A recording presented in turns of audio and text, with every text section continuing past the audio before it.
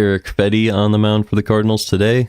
They did go 1-2-3 in the first inning, so Fedde will be coming up for the bottom of the first against the Phillies. Fedde is a little bit above average, has 1 pitching run value this season, but the peripheral stats are all pretty bad. We're hoping he can bring everything back up. The only thing he's been decent at is a decent ground ball rate, and obviously he extends to the plate very well. The fastball's been good, just the off-speed has not. Last season, he had a similar thing going on, but he did not walk as many players, and that makes a big difference. But peripherals have never been that great for him, so hopefully he keeps it up. Let's take a look at today's lineups. Phillies will be leading off with Bryson Stott at second base. Trea Turner, Bryce Harper at shortstop and first, and then at third is Alec Boehm. He's further down the lineup. Schwarber at DH. You have Castellanos in right, Kepler in left, Marsh in center, and then Rafael Marchand, the catcher, is behind the plate. Cardinals have Nootbaar in left, Walker in right, and Victor Scott in center. So it's the start of the season lineup in that way. Pretty much their standard lineup. Wynn at short, Donovan at second, Arenado at third, Contreras at first, Herrera playing DH, and Pages behind the plate. So Burleson and the other DHs continue to get a day off. Nootbaar struck out in the first, and then Wynn popped out and Donovan lined out to left. So it is Stott versus Fedde right now. Let's make sure we line this thing up. This should be about right. And it is 2-2 on Bryson Stott, as I had to catch you guys up. Let's try to line that up just a little better. All right, here's the 2-2 pitch. Swing and a miss, and it's a strikeout for Fedde to start the game. 1 out in the bottom of the first. Bryson Stott struck out that time on a high fastball. So that will bring up Trea Turner, who is hitting .306, playing shortstop for the Phillies. It's not quite lined up. The pitch to Turner is lined up the middle, but off the ground and over to Donovan, who makes the play. So there's 2 outs now. And that'll bring up Bryce Harper with nobody on and 2 outs in the first.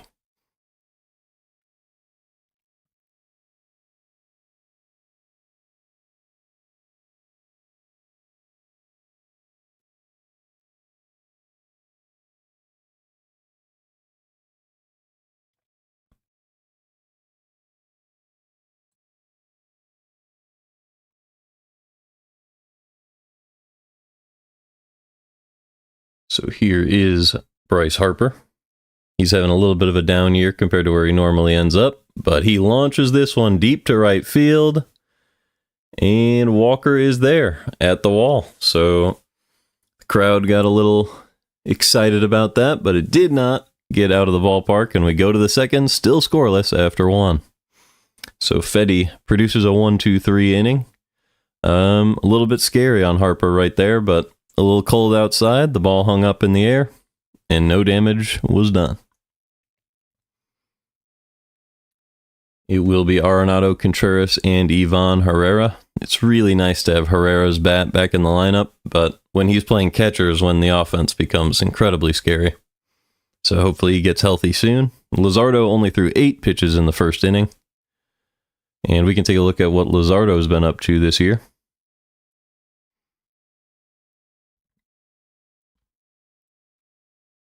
He's been incredible. They have him as an 85th percentile pitcher. Good fastball, really good breaking balls. An average off speed. The whip is up at 1.21, which I thought was lower, but the ERA is still down at 2.11. 8 starts, 3-0 record, 51 strikeouts on 47 innings. So good strikeout rate, good walk rate, low barrel rates, and the only bad stuff is still above average. It's expected batting average, average exit velo, hard hit rate, and ground ball rate. All of those are still above average, so that's why he's been so good this year.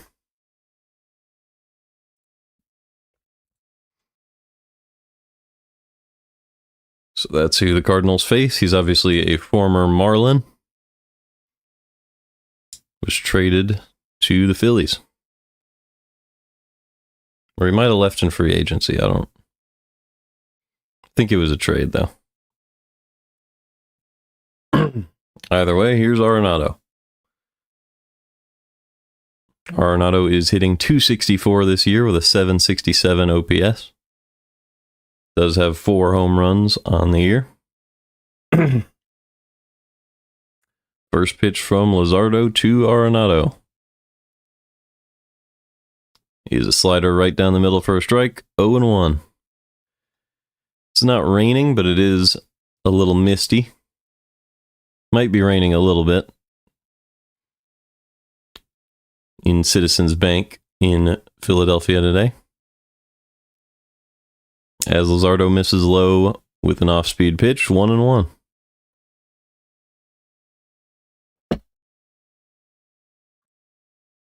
Here's the 1-1 to Arenado. Missed low and away with the fastball, 2-1.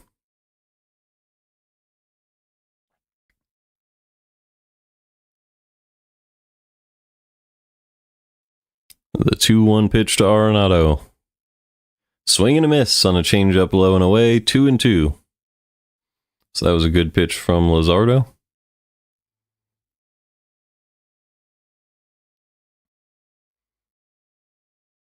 The 2-2.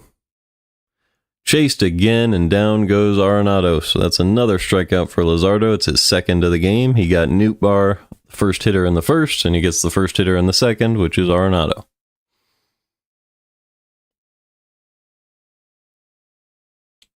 Here comes Wilson Contreras.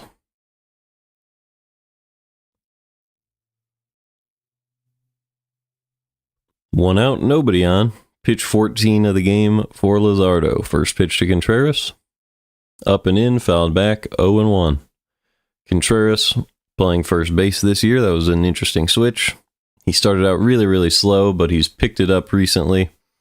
All the way back up to a .763 OPS. Here's the 0-1. Up and in, 1-1. In his 24-game on-base streak, which he still holds, he has a .345 average, .455 on base, with 5 home runs and 16 RBIs. As Luzardo misses low with the changeup, 2-1.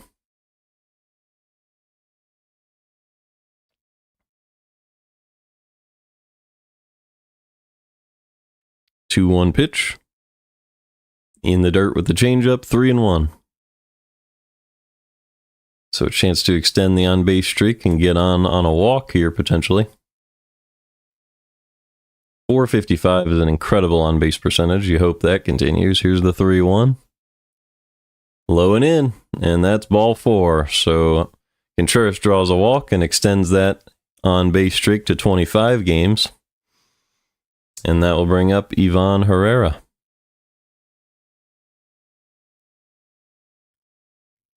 Herrera, in a very limited sample of about 10 games, is hitting .355 with a 1.367 OPS.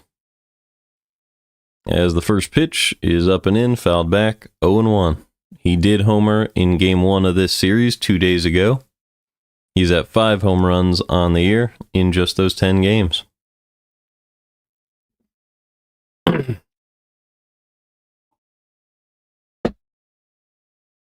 Here's the 0-1 pitch. Low and in for a strike, 0-2. Perfectly placed fastball that time on the inside corner. When a lefty's pitching to Herrera, that's exactly where you want to put the ball. Hopefully they go outside here. The 0-2, in the dirt, 1-2. It was a great play there by Marchand behind the plate, as he was able to keep that ball in front of him despite a tricky hop. So that kept Contreras at first. Here's the 1-2. Low and in, it actually hit Herrera, and he will reach on a hit by pitch, hit him in the foot. So that will bring up the catcher Pedro Pajes with 2 on and 1 out in the second. So Luzardo pitching into a little bit of trouble with a slider that came too far in and hit the foot of Herrera.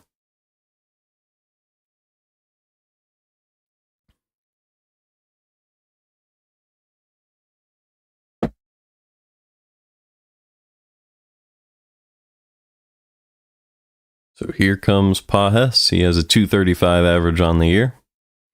648 OPS, and the first pitch is in there for a strike with the sinker, 0-1. Perfectly placed on the inside corner.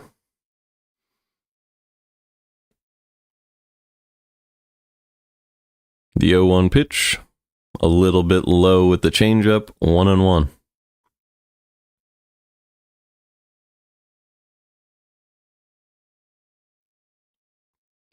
Big opportunity to get the lead early against a great pitcher in Luzardo. 2 on, 1 out, the 1-1 pitch. Grounded foul, 1-2. That was a changeup right down the middle. He's going to want that one back.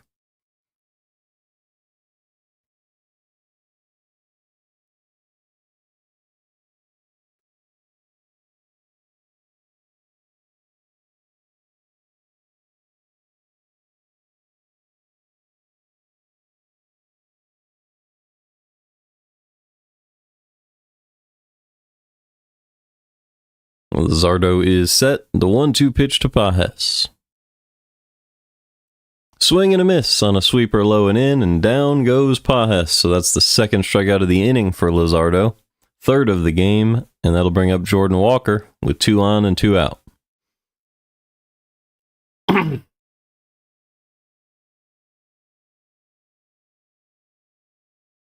Walker having a really rough season. The OPS has fallen all the way down to 498. His WAR is at negative 0.7. Here's the first pitch. Low and away, rocket to first base, but Harper was standing right there. Made the catch. And that is the third out of the top of the second. So we go to the bottom half, still scoreless.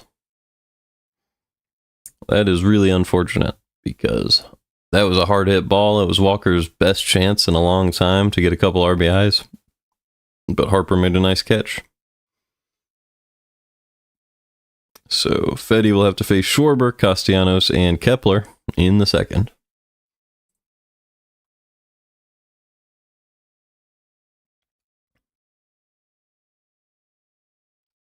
Phillies look like they're starting their best hitters across the board today. Schwarber's been their best hitter, as you can see here, 98th percentile in batting value. Also 98th in expected WOBA. Pretty good expected batting average, good barrel percentage. Has 14 home runs on the year. Has been swinging and missing a good amount. The whiff percentage at 28.7, but the strikeout rate hasn't caught up with that yet. Still above average at just 20.3. So he's been really, really good.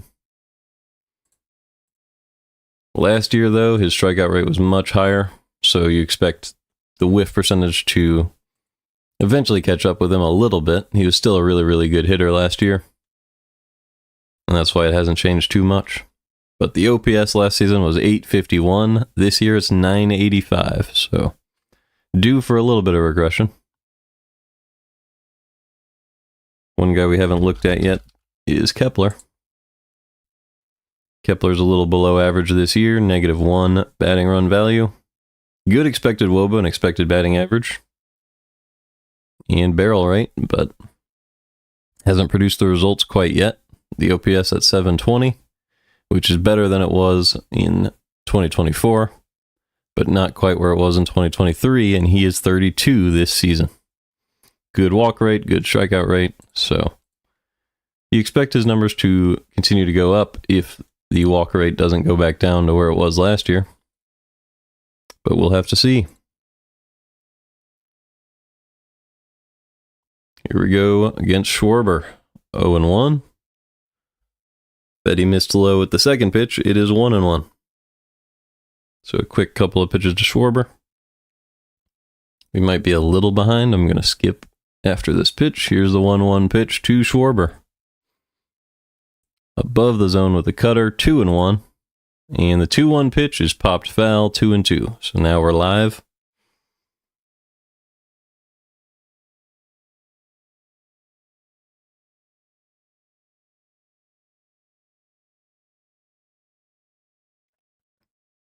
Here's the 2-2 to Kyle Schwarber.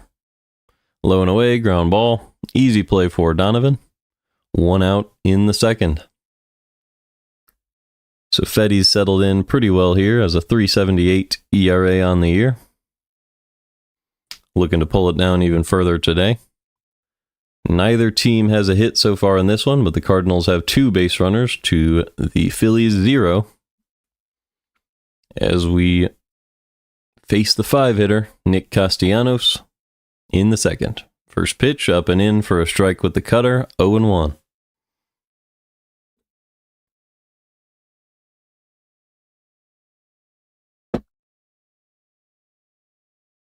The 0-1 pitch, low and away with the cutter, 1-1.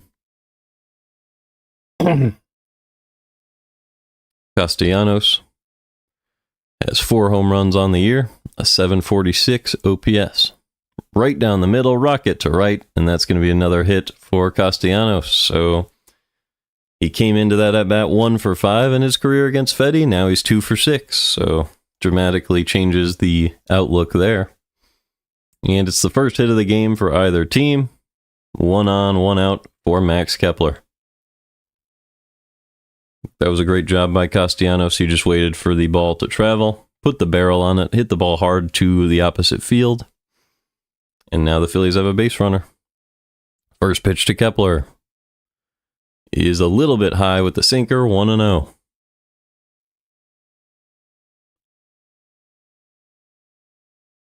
Kepler hitting just .229, but has a good walk rate this year. So he has a 720 OPS. The 1-0, swing and a miss on the sinker at the top of the zone, 1-1. Does also have 5 home runs. Probably enjoys playing in this ballpark.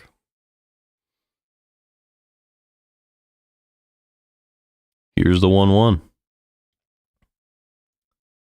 In there for a strike, low and away, 1-2. Obviously, Kepler spent a lot of time in Minnesota. That's a pretty big ballpark, so this one probably a little bit smaller. Probably helps him out a little bit. Here's the 1-2 pitch from Fedde to Kepler.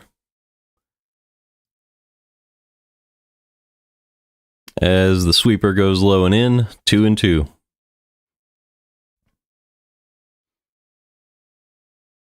So we'll see if Kepler can keep that strikeout rate low. He has been better than league average with a 197 average with 2 strikes compared to league average 169. Here's the 2-2 pitch.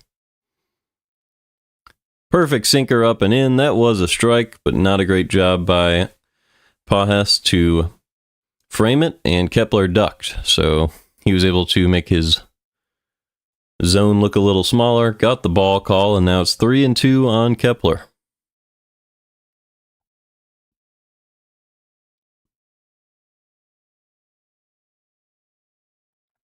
Timeout now by Kepler, so he's doing all the gamesmanship you can do.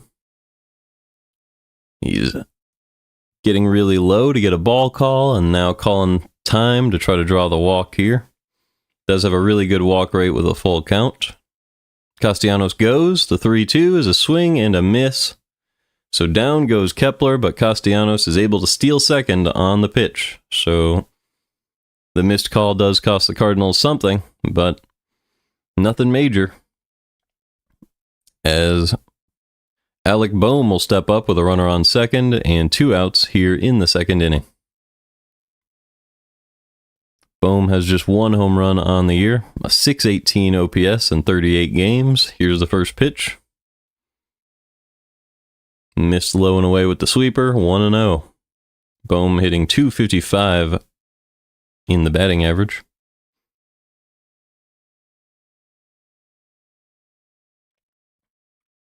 Here is the 1-0 pitch to Bohm.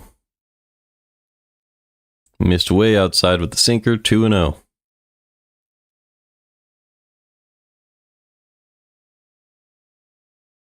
Fedde has 2 strikeouts on the game already, but he's behind Bohm here. The 2-0 to Alec Bohm. Missed low and away with the sweeper, 3-0. So if Bohm is able to reach, it would be Brandon Marsh for the Phillies. Right now, the first base is open. Castellanos is on second. Here's the 3-0 to Bohm. He puts a sinker in there for a strike, 3-1. That was a perfect placement, low and away.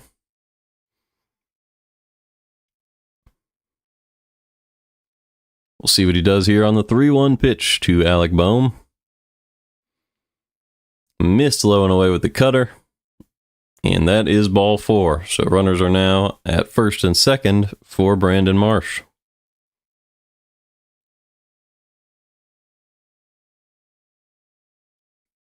Brandon Marsh hitting just 186 with a 567 OPS.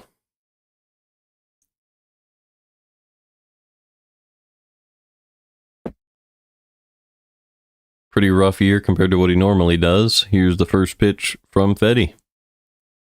Ground ball foul, 0-1.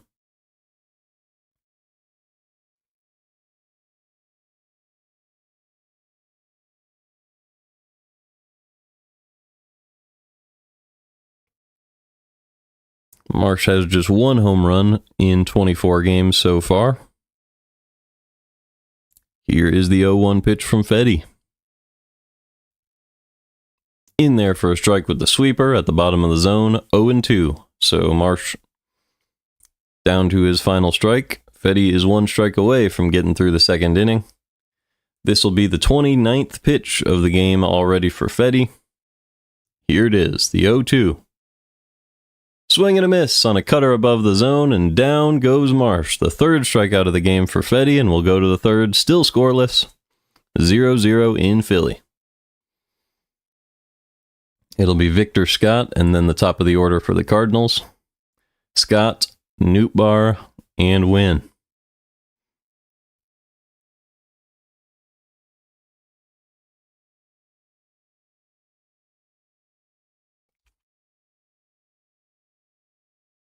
So if you look at Victor Scott, way above the 90th percentile in fielding and base running value.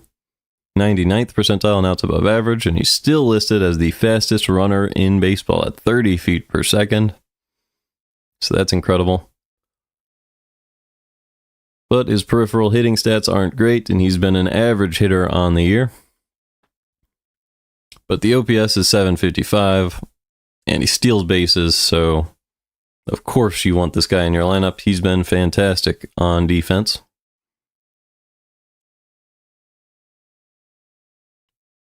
Other hitters this inning, we have Nootbaar and Wynn. Nootbaar still producing, 91st percentile in batting value.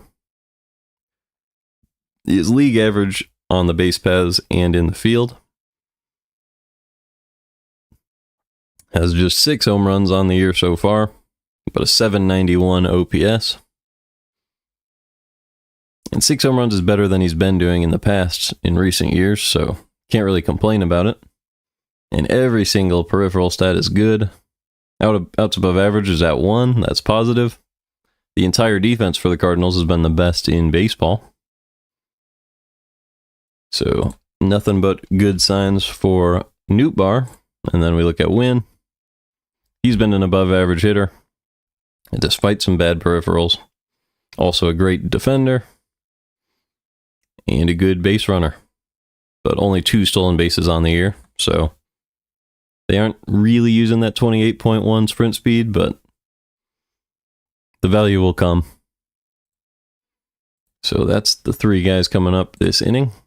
As Luzardo puts one right down the middle with the sinker against Scott, 0-1. So they have a big hole up the middle here. Here's the 0-1 pitch to Scott. Sweeper is a fly ball to center. Easy play for Marsh. And 1 out in the 3rd. So that will bring up Lars Nootbaar with 1 out and nobody on.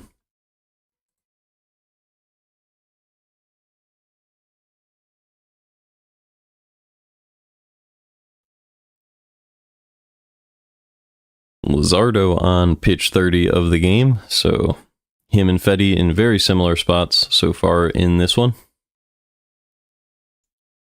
First pitch to Nootbaar is a sinker right down the middle, fouled back, 0-1. Still no hits for the Cardinals. It is the third inning. Cardinals are third in baseball in on-base percentage. Phillies are fourth. Here's the 0-1. Low and away with the sweeper.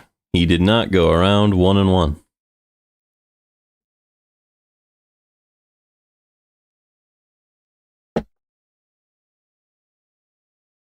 The 1-1 pitch from Luzardo to Nootbaar. Swing and a miss on a sweeper below the zone, 1-2. So that was a good pitch from Luzardo. Getting some movement on this lefty-lefty matchup. Here's the 1-2.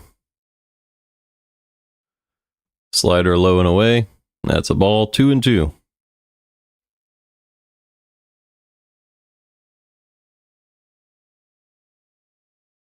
Two from Luzardo. Fastball right down the middle. Fouled back by Nootbaar. Still 2-2.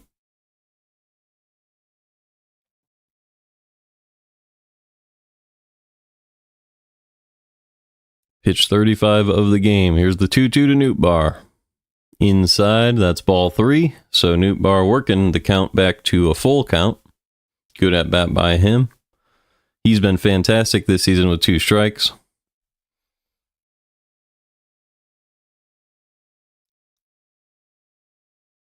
Here's the 3-2. Ground ball foul, still 3-2. Nootbaar is 5 for 15 with a full count, with a 50% walk rate in these situations. 16.7% strikeout rate. And with 2 strikes, he strikes out much less than most hitters. The 3-2 is up and away for ball 4.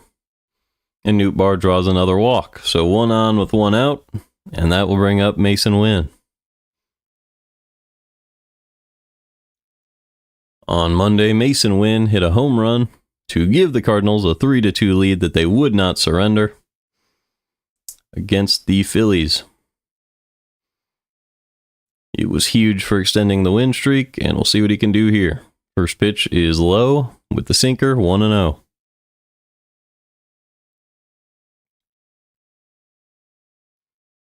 Wynn is 0 for 1 with a pop out so far today. Here's the 1-0 pitch from Luzardo. Change up low and away, fouled off, 1-1.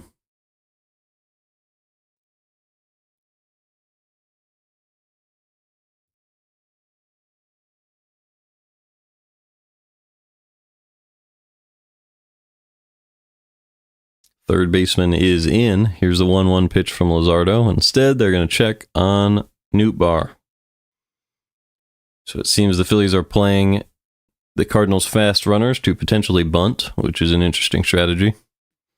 Third baseman way too close, as the 1-1 pitch is grounded foul over to the third base side, 1-2.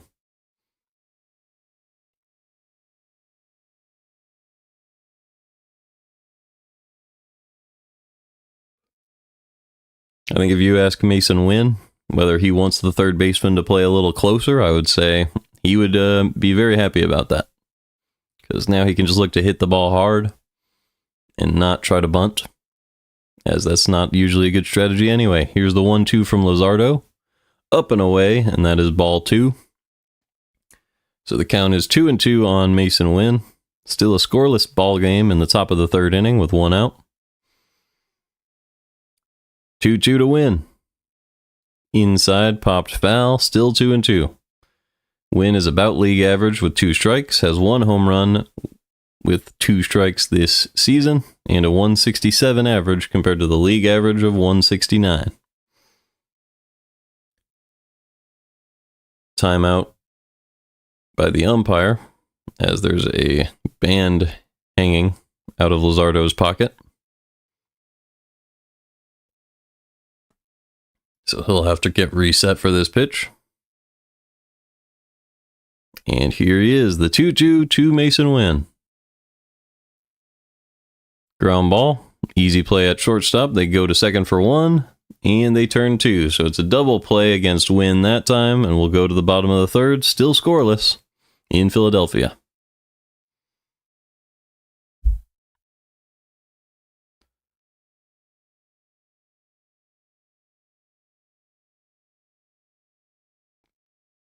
So it'll be Rafael Marchand, the catcher for the Phillies, followed by Bryson Stott and Trey Turner at the top of their order.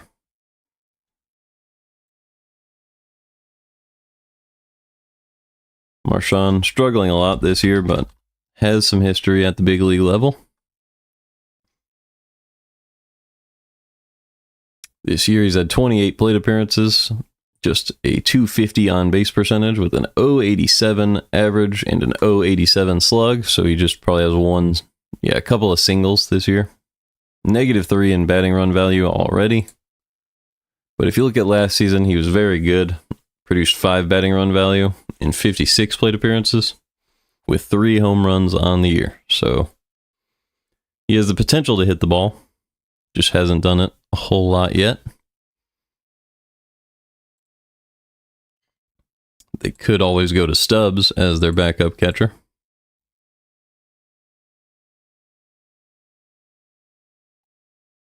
But Marchand last season showed the potential to be really good, and he's only 26 years old, so it makes sense to bring him up for this one.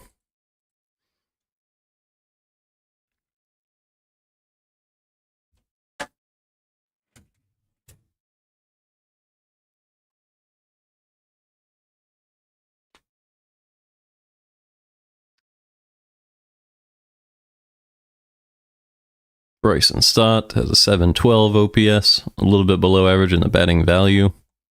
Hasn't struck out a whole lot, doesn't walk too much. Good range in the field. But peripheral stats are tough to produce. So the game should be back. Let's get back to it.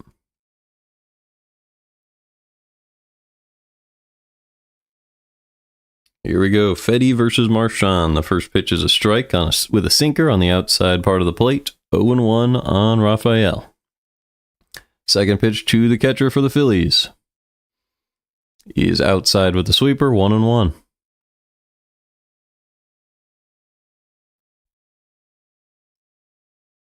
Fedde's ERA at 3.70 on the year. The 1-1 pitch to Marchand. Way up and away with the cutter. 2-1. So Marchand, in 9 games, has just 2 hits this year. Fedde looking to take advantage. The 2-1 pitch. Fouled back with the cutter. 2-2. That was a cutter above the zone. Fedde looking to put it back in the zone here, I imagine.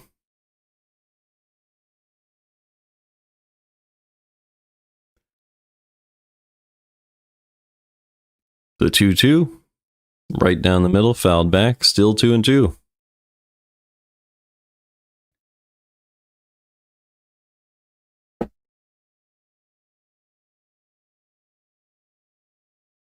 Two pitch from Fedde. Sweeper low and in, but he did not chase, and the count runs full on Rafael Marchand, the Phillies catcher.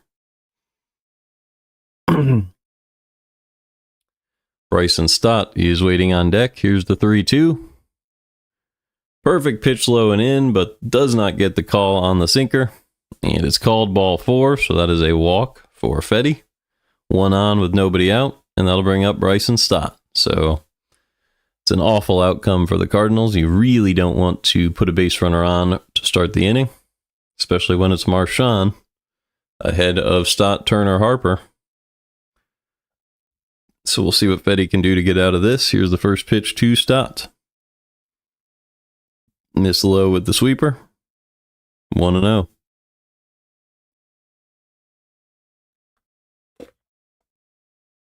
Stott hitting .257, just a .707 OPS, 3 home runs on the year. And he's 0 for 1 with a strikeout today. The 1-0. Change up at the bottom of the zone, popped up. That'll get out of play, 1-1.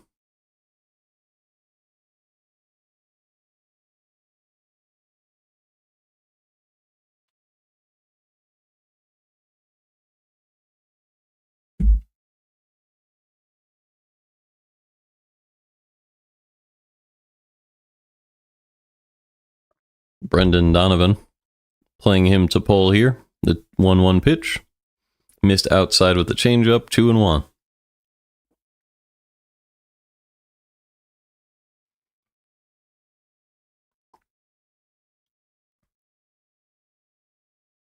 So there's one on, nobody out. 2-1 pitch to Bryson Stott. He goes down and golfs one into center field, but Scott is there. Makes the throw back to first, and that's going to be a double play. So Marchand must have thought that was going to be a hit. He went flying. But Victor Scott came running on, made an easy catch, and doubled him off back at first. So from 1 on with nobody out to nobody on, 2 outs here in the 3rd inning. Awful base running by Marchand. Don't know what he thought was happening there. But the Cardinals catch a break. And Stott drops to 0 for 2 on the day. First pitch to Turner is low and away, 1-0. So Trey Turner up, 2 outs, nobody on. He's hitting .304 on the year. Here's the 1-0. Up and in with the cutter, 1-1. Turner is 0 for 1 today with a ground out back in the first.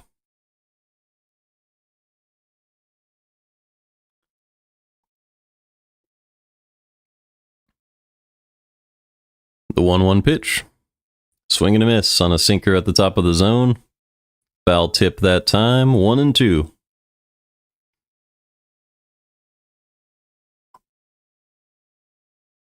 Pitch 44 of the day from Fedde. The 1-2. Ground ball to the right-hand side. Nice play by Donovan at second. And we'll go to the 4th. Still scoreless in Philadelphia. Cardinals looking for their first hit of the game. Still, it'll be Donovan, Arenado, and Contreras.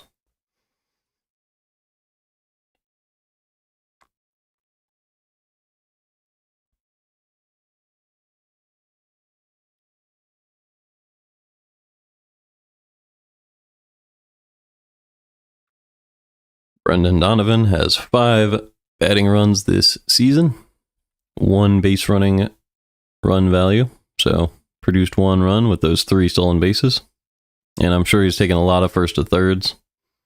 99th percentile expected batting average, 97th in whiff rate and strikeout rate, but he is below average with just a 7.6 walk rate, so when you put it in the zone, he is hitting the ball. And when you put it out of the zone, he might just be fouling it off to just stay alive. Not a lot of walks, not a lot of strikeouts. That's a perfectly fine way to be. Especially when your batting average is as good as his. He's hitting .312. His expected batting average is up at .332, which is 99th percentile in baseball. And you could see him work on this all offseason in the barn. Arenado still not striking out, if we remember correctly. Yeah, 97th percentile, just a 10.4 strikeout rate, and his walk rate is exactly the same, 10.4, so that's pretty nice. He's been an above average hitter, an average base runner, and a very good fielder as usual. So Arenado, Donovan, and Contreras will be due up for the Cardinals. Here they are. Game is back.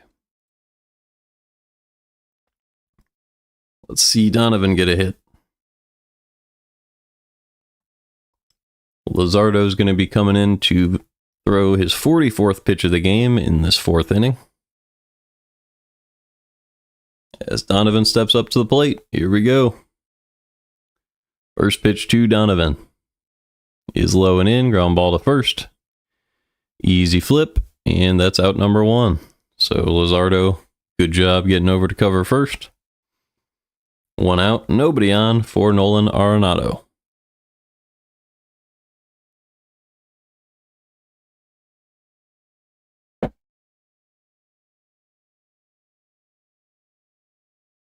So a pretty low scoring affair so far. Coming off of that rain out yesterday. Cardinals trying to extend their win streak during a doubleheader here. They'll play again at 6:40 probably. As here's the first pitch. Low and in for a strike, 0-1. Let me double check. Their next game is at 6:15, so don't be late, I guess. Here's the 0-1. Ground ball. Easy play at shortstop for Turner. And he records out number 2 on Nolan Arenado. So 2 outs. Nobody on for Wilson Contreras.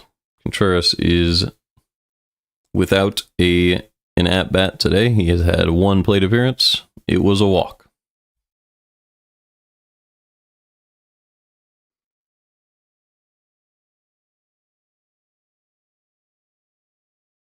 First pitch to Contreras. Inside with the sweeper, 1-0.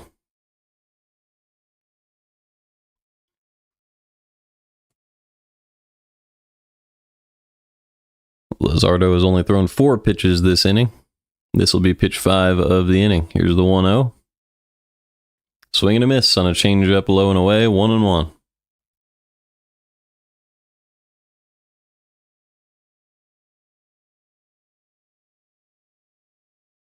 The 1-1 pitch to Contreras is too high, 2-1.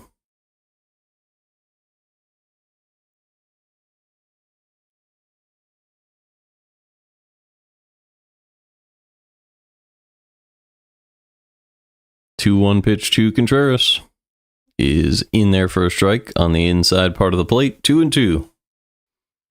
Luzardo throws a good sweeper. Schwarber leads the league in on-base streak. He has a 47-game on-base streak, which must be every game of the year. Oh, wait, that probably includes last season.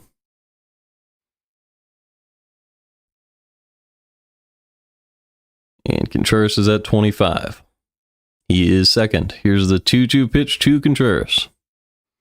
Pulled for a base hit, so Contreras 1 for 1 with a walk today, but the rest of the order still yet to get going. That's the first hit today for the Cardinals. So finally, Cardinals pull out a hit. That was a sweeper inside. Left it in there for Contreras to go ahead and get his hands around on, and he did so. Good piece of hitting. 1 on, 2 out for Ivan Herrera. Herrera's a guy you want to see get an outside fastball. First pitch is a sweeper at the bottom of the zone, 0-1. Herrera swung right over that one. Looked like he was swinging for the fences. He had a hit by pitch back in the second, so he's without an at-bat as well. He'll call time.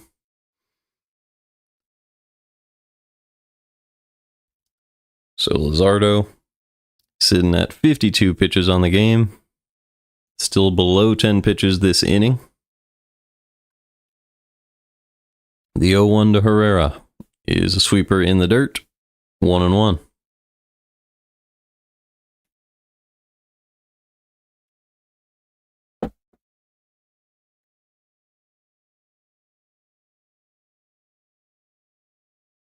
The 1-1 pitch is a ground ball up the middle. Easy flip to short. And down go the Cardinals in the 4th. So we'll go to the bottom half. It'll be Harper, Schwarber, and Castellanos in a scoreless ball game. So these are a few scary hitters. Let's see how Harper's season this year compares to what he normally produces. So Bryce Harper, 62nd percentile in batting value. Just 3 run value produced. Expected WOBA at the 84th percentile, so still some really good peripheral stats here. And a really good walk rate, because people are still scared of him. But if you compare that to what he did last year, it's a pretty stark difference. He was already striking out a lot last season. That's actually gone down a little bit. But he was just hitting the ball harder last year. He has 7 home runs this season. Last year he had 30. And this year, if he had the same number of plate appearances, he would not quite get to 30. So it's important to note. Yeah, he's only produced 3 Batting run value, 766 OPS compared to about 900 over the last 2 seasons. If you look back at 2023, he was about the same as 2024. But in 2022, it was a little bit worse. 2021, he was the MVP, produced the most, 68th percentile. So at age 32, his numbers are coming down a little bit. Hopefully he can bring him back up. He's a very exciting player to watch. We've already seen Schwarber. I don't know if we've looked at Castellanos yet today, but you might as well.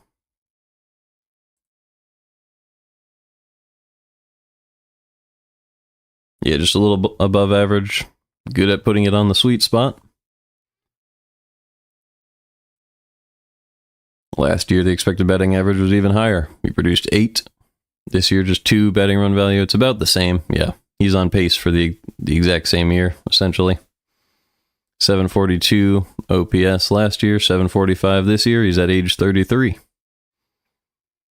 I didn't think Castellanos and Harper were the exact same age, but it looks like they are. As Fedde misses inside and then misses up, it's 2-0 on Harper.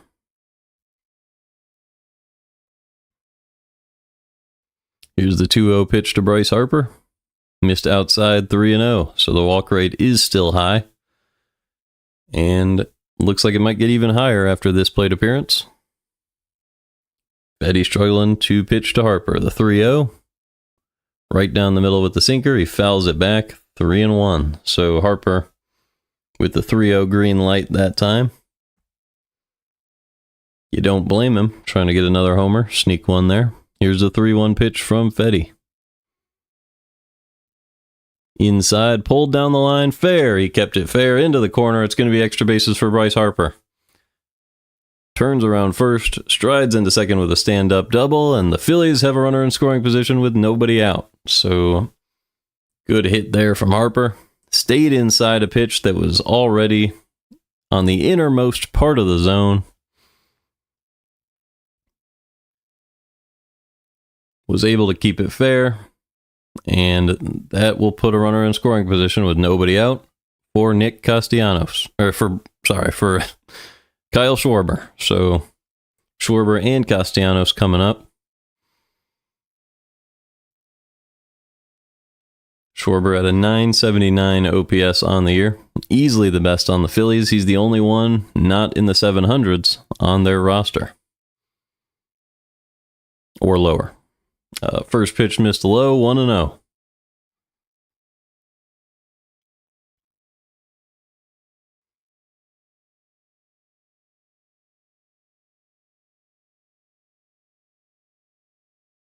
Schwarber amongst some of the best on-base streaks of all time for the Phillies at 48 games. It is 1-1. Here's the 1-1 pitch from Fedde. In there for a strike. Incredible no call by the ump, and it is 2-1. That was a cutter almost right down the middle. You can't miss that call as a professional umpire.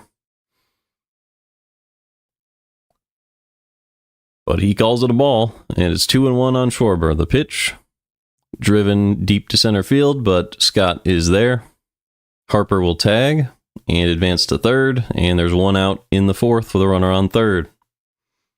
So a good job by Schwarber to get the runner over. And that'll bring up Nick Castellanos, who is 1 for 1 today.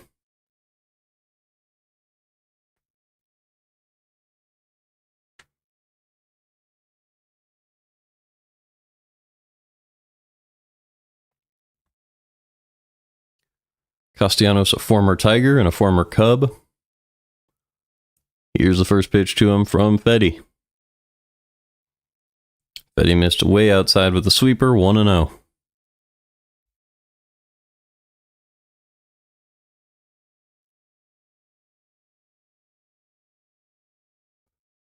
The 1-0 pitch. He reaches out and pokes it foul, 1-1. That one was way outside as well, but he tried to get the barrel over to it to try to just drive in the run. Just couldn't keep it fair. So it's 1-1 on Castellanos.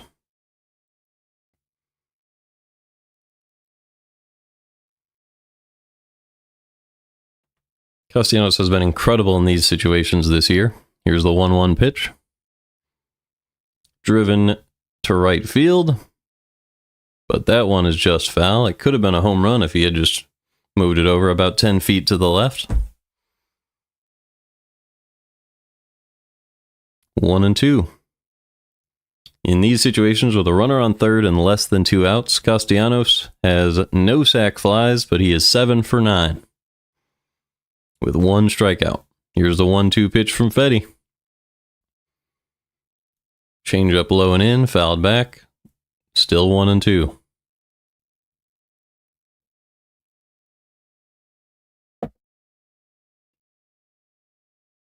Cardinals playing the infield in here. Castellanos really likes that. That's why he's 7 for 9 in these situations. As Fedde will step off. So we'll have to wait a little bit longer for that 1-2 pitch. Very important at bat in the game. Runner on third, 1 out. The 1-2 pitch to Castellanos. Ground ball. Diving stop made by Mason Wynn. And the runner will be held at third. So there's 2 outs now with a runner on third. Incredible play by Wynn. And that will bring up Max Kepler. So what a stop by the Cardinal shortstop. It was a rocket to the left side of the infield, but Wynn makes his money on defense, dives and stops that one. And here comes Max Kepler. Kepler is 0 for 1 today. Here's the first pitch from Fedde. In there at the top of the zone with a cutter, 0-1. Kepler is hitting .227 this year. He is 0 for 1 with a strikeout back in the second. The 0-1 pitch from Fedde. Sweeper in the dirt, 1-1.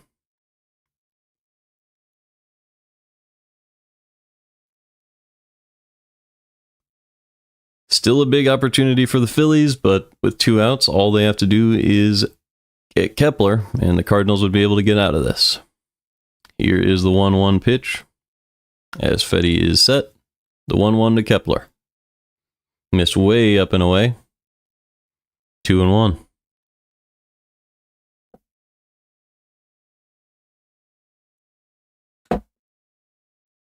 Kepler is 3 for 16 with runners in scoring position and 2 outs. That is a 188 average. Here's the 2-1. Ground ball. Easy play at second base for Donovan. He'll toss it to first, and we go to the 5th, still scoreless. Great job by Mason Wynn and Erick Fedde to strand Harper after a double to lead off the inning, and we go to the 5th, still tied 0-0. Here comes Pajes, Walker, and Scott. That's 7, 8, 9 for the Cardinals. But they did not allow the run to score.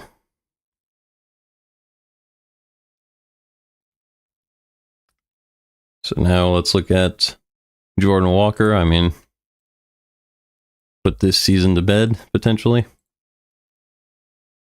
498 OPS. He hit the ball really hard last time up. I guess that's something he consistently does. He's 68th percentile in that stat, 90.8. But all of the expected stats are in the single digits, along with his batting run value. Walk rate, 40th percentile. Strikeout rate, 5th at 31.9%. Just not great. In 2023, he was one of the top prospects in baseball, produced 8 batting runs with a 787 OPS in 465 plate appearances. Seemed like he had it figured out, and then it just kept getting worse. He was also a terrible fielder in the outfield that season, but he's been improving year after year, and now he's finally a good outfielder, but the hitting fell off, so obviously the hitting is more important. He's still only 22 years old, so he could still be a great player, but he just needs to develop at the big league level, and that's a tough thing to do. Let's see. I guess there's not much left to look at. We could look at some platoon splits, as it is a lefty-righty, but the game is back, so we'll get there in a minute. It'll be Pedro Pajes leading off the inning, as he starts Pajes off with a sweeper, right down the middle, 0-1. So Luzardo on 55 pitches this game. 56 is grounded foul, 0-2 on Pajes. Pajes struck out back in the second, and he's down 0-2 in the count this time.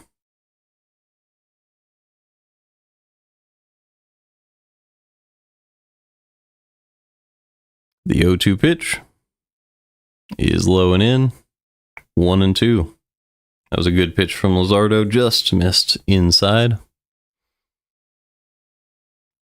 Pajes hitting .233 this season. 2 home runs. Here's the 1-2. Put the sweeper in the dirt, 2-2.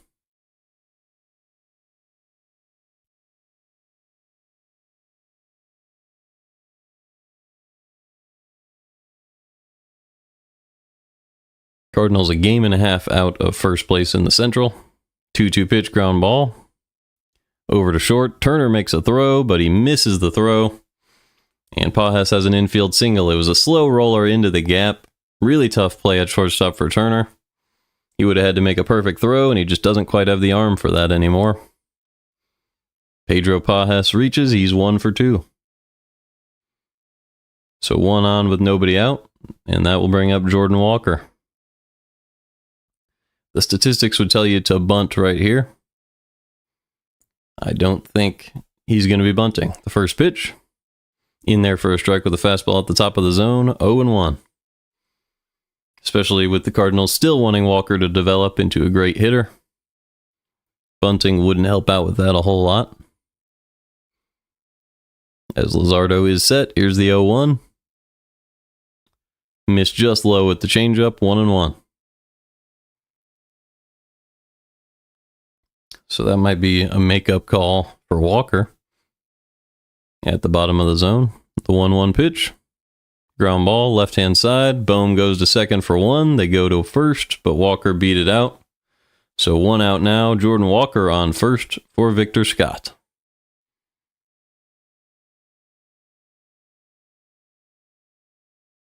So Walker will fall to 0 for 2 on the day. But at least it wasn't a double play. Victor Scott's having a very, very good year. Excellent base runner. Excellent outfielder. He is 0 for 1 today, but his average is up at 286 with a 749 OPS. The first pitch is low, but called a strike, 0-1. It looked like he was going to try to bunt, but he pulled it back. Luzardo was already charging. So we'll see if he can get comfortable again. The 0-1, low and away. They're going to send the runner, and Walker's going to steal second. So Walker with a stolen base there. Good job. And now he's in scoring position with a 1-1 count here in the 5th.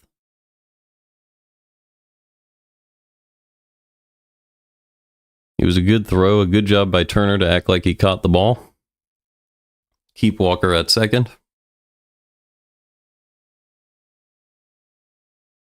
The 1-1 to Scott is in there for a strike with the sweeper, 1-2.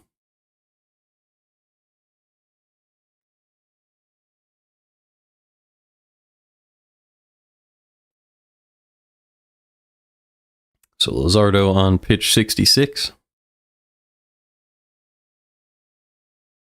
It is the 1-2 to Victor Scott with 1 out. A 1-2 count and Walker on second. The pitch.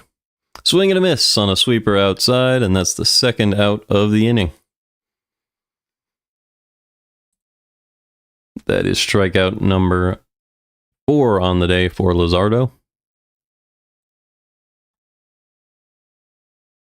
And it brings up Lars Nootbaar with a runner in scoring position.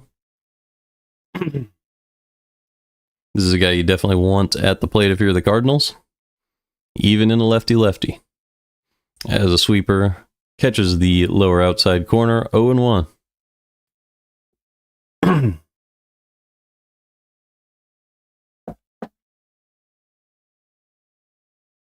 Walker on second. Here's the 0-1 pitch to Nootbaar. Low and away, 1-1.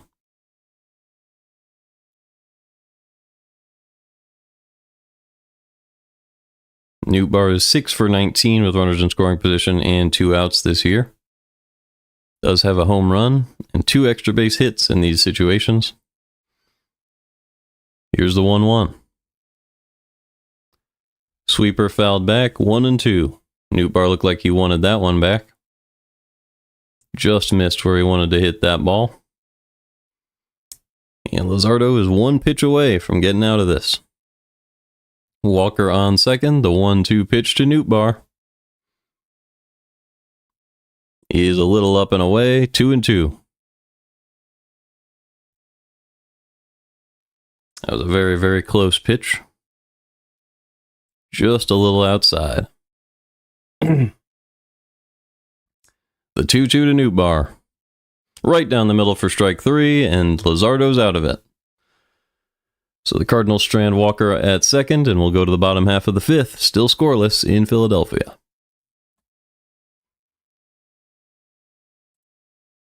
That is 5 strikeouts for Luzardo, still nothing allowed. And we'll see if Fedde can keep up the good work.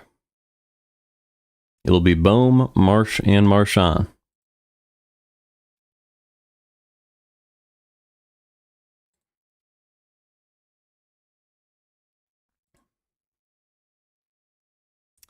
Bohm has a -6 batting run value this year, having a pretty off season, but 283 expected batting average to just a 255 average.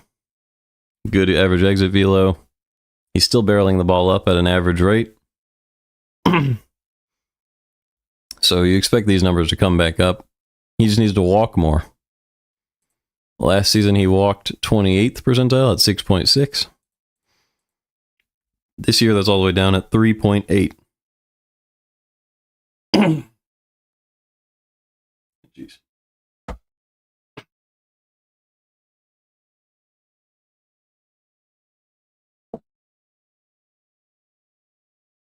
Everything else is good, so kind of inexplicable how bad Bohm's been at 622, but the walk rate definitely has something to do with it. In the field, was he good last year? He was. He had 5 outs above average. This year it's at -2. That doesn't help him at all. We don't expect him to be super fast, but it's just a very interesting season for Alec Bohm. And then it's Brandon Marsh and Marchand. All of these guys struggling this year. If you look at Marsh.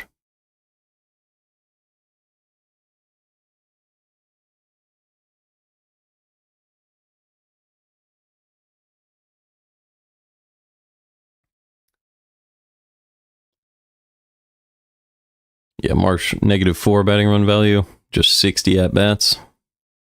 Just 1 home run. Not a lot of qualification. He just hasn't hit enough to be qualified, but hasn't been great in the field.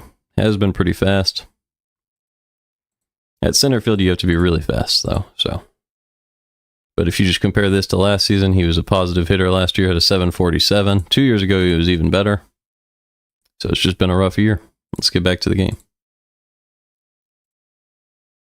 Oh, wow. First pitch of the inning was driven to right field for Walker to get. So Bohm went down for the first out in the 5th. First pitch to Marsh. In there for a strike, 0-1. The 0-1 pitch to Marsh is upstairs, 1-1. So I just missed 1 pitch, but it set me back a little bit. 1-1 count to Marsh, 1 out in the 5th. Marchand is on deck. Here's the 1-1 pitch from Fedde. Driven to left field this time, but Nootbaar is there, and that's out number 2. So 2 outs, nobody on, and Rafael Marchand coming up to the plate. Marchand walked his first time up before running into the second out of the inning on a stop fly out to right. First pitch, driven deep to right field, but Walker is out there and he misses it. So bad communication from the Cardinal outfield, and it's going to be a single for Marchand on a fly ball to right. What a weird fly ball.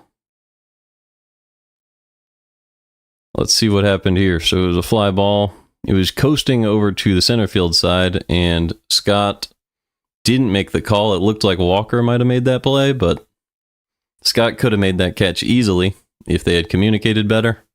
Instead, there's a runner on, and here comes Bryson Stott. So that'll hurt the Cardinals' outs above average. First pitch in there for a strike, 0-1.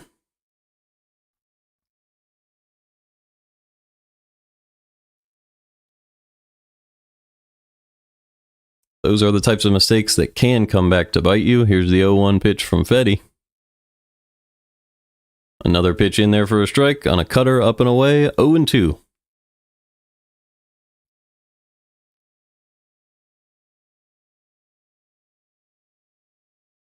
So Fedde's one pitch away from making that mistake not matter. Stott is 0 for 2 today, has a strikeout and a line out into a double play after Marchand made a mistake. Here's the 0-2 from Fedde. Just outside, 1-2.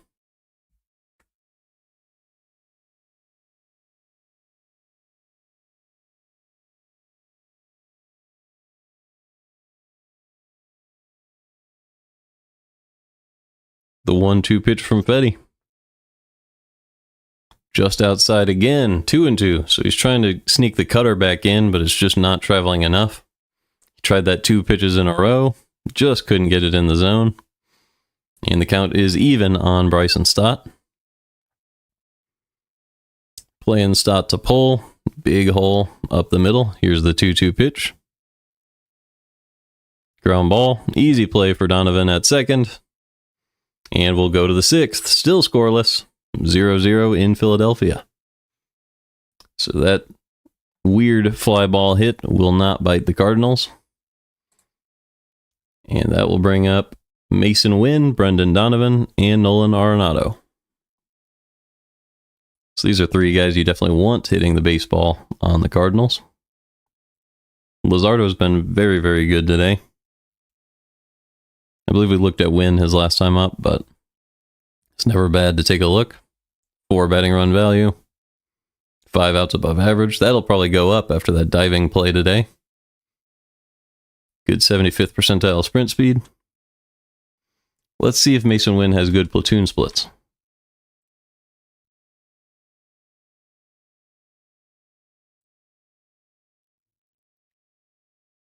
So we go to the splits. We could just go to his career.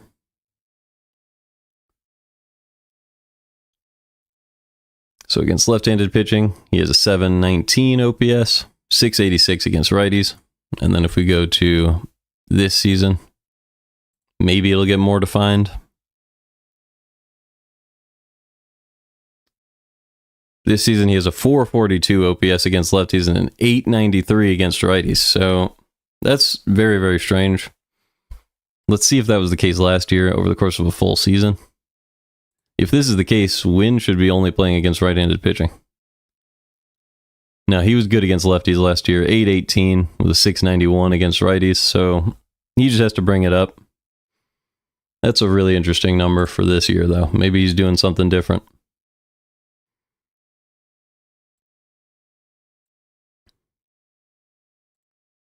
Really struggling against left-handed pitching this year.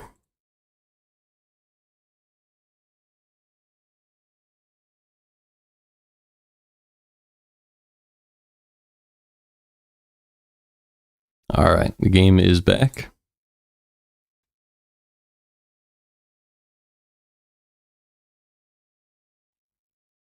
It'll be Wynn, Donovan, and Arenado against Luzardo here in the 6th. The Luzardo's at 71 pitches, so you can expect 2 more innings out of him. He's thrown 5 scoreless so far.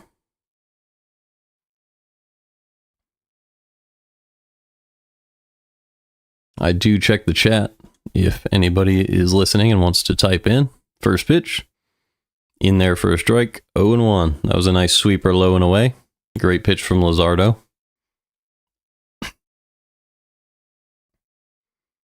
Here's the second pitch to Win. The 0-1. Swing and a miss on a changeup low and away, 0-2. Win is 0 for 2 today with a pop out and a grounded into double play. So hopefully he can straighten it out. Really struggling against lefties this year. The 0-2 pitch from Luzardo. In the dirt, 1-2.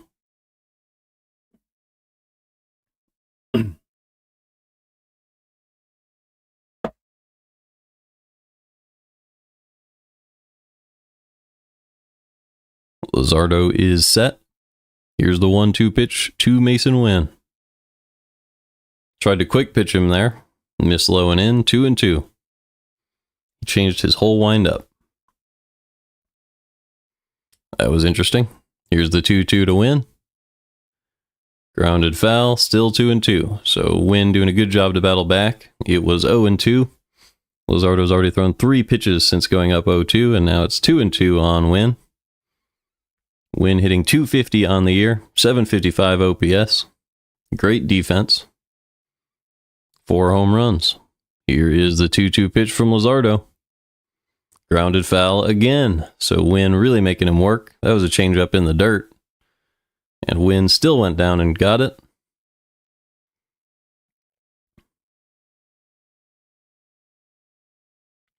Luzardo shakes off his catcher. Here's the 2-2.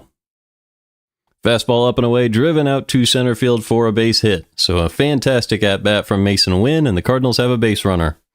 1 on, nobody out for Brendan Donovan.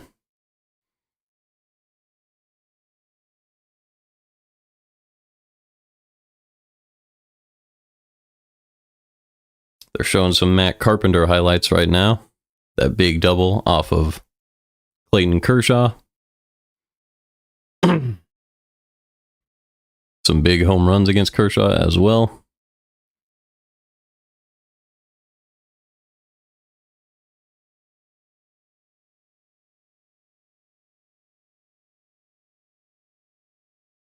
I believe it might be 1-0 on Donovan. No, they're just checking on Win at first. I have no idea. I think it's 1-0 on Donovan. I think they missed a pitch on the broadcast. Either way, here's a second pitch. In there for a strike. It's going to say 0-1. They either threw over to first base 2 times, which would mean it'd be a really easy opportunity to steal for Win. Oh, yep, there he goes. They're going to throw it back to first, and he is going to be out. So Win is caught on the base paths, and it is 0-1 on Donovan. Showing a Carpenter highlight compilation during the broadcast. Made it very difficult to follow what was going on.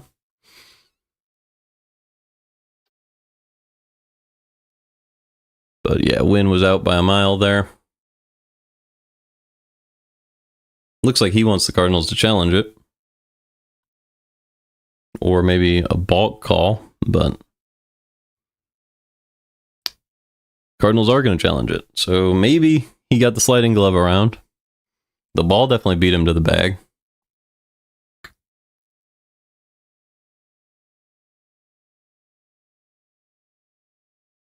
So let's take a look. So Win dove into second base. The ball beat him. He tried the swim move. Looks like the tag got his hand. I think he's out. So this might be a really, really bad challenge.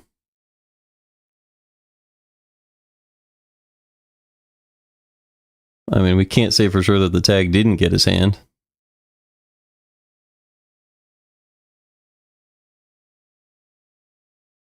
Yeah, I don't know what they're challenging this for. There's no way that that's irrefutably safe. So in all likelihood, it'll be 0-1 on Donovan with nobody on and 1 out.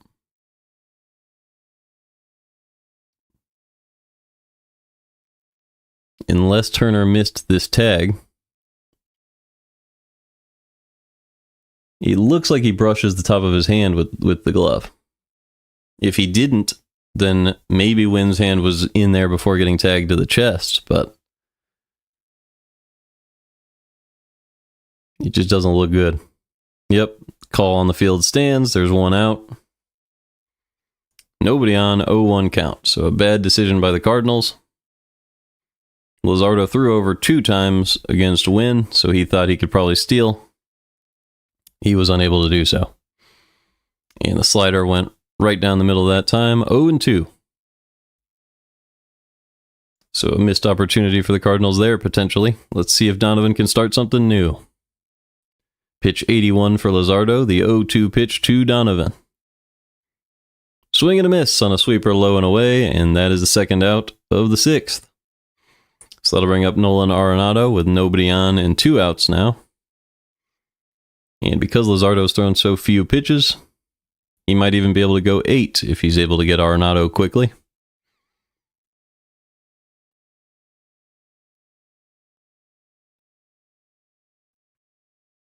First pitch. Swing and a miss on a slider low and in. 0-1 on Arenado. Arenado is 0 for 2 today with a strikeout and a ground out. The 0-1 pitch. A little bit low, 1-1. Luzardo has had great command in this game. Just a few hits on him, and they've all come on pretty good at-bats. The 1-1. Change-up at the bottom of the zone. Arenado just missed it, popped it up. Stott is out there and makes the catch, and we'll go to the bottom half of the 6th.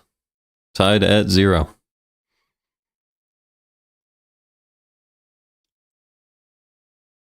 So Fedde will come back out. He is at 72 pitches, so right on track to keep pace with Luzardo. And due up for the Phillies, let's see, it'll be Trey Turner, Bryce Harper, and Kyle Schwarber. So that's a scary trio.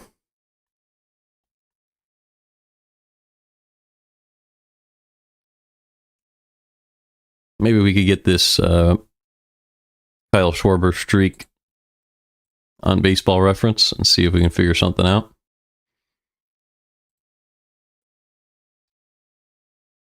Or at the very least, let's look at Schwarber's platoon splits. Because I don't think I can filter specific games from last season and this season, so I think we could just look at this season as a whole. He's been pretty incredible. 985 OPS. And the splits this year during this on-base streak, he's been even better against lefties. Wow. A 1.220 against left-handed pitching, and an 855 OPS against righties, so that's a very important thing to note. 7 home runs against lefties, 7 against righties. On many more plate appearances against righties, so Schwarber crushing the left-handed pitching. A reverse split player this season. On his career, I bet that's not the case. On his career, let's see, he's better against righties. 871 and a 761 against lefties, so that's a very interesting change. I wonder if that's held up since last year. So last season, he was better against lefties. So yeah, he started to creep to being better against lefties, and that's what's made Schwarber so effective from the beginning of his career to now. I bet Harper has some interesting splits as well. It's always tough to figure out what to talk about between innings when it's a pitching duel like this, because you already know these two starters are very good today, even if their peripheral stats aren't perfect. So Harper this year, splits about the same. He's been better against lefties as well. 757 against righties. Well below what you'd expect from him. I'm sure the game's back by now. Let's check in. Yeah, 0-1 on Trey Turner.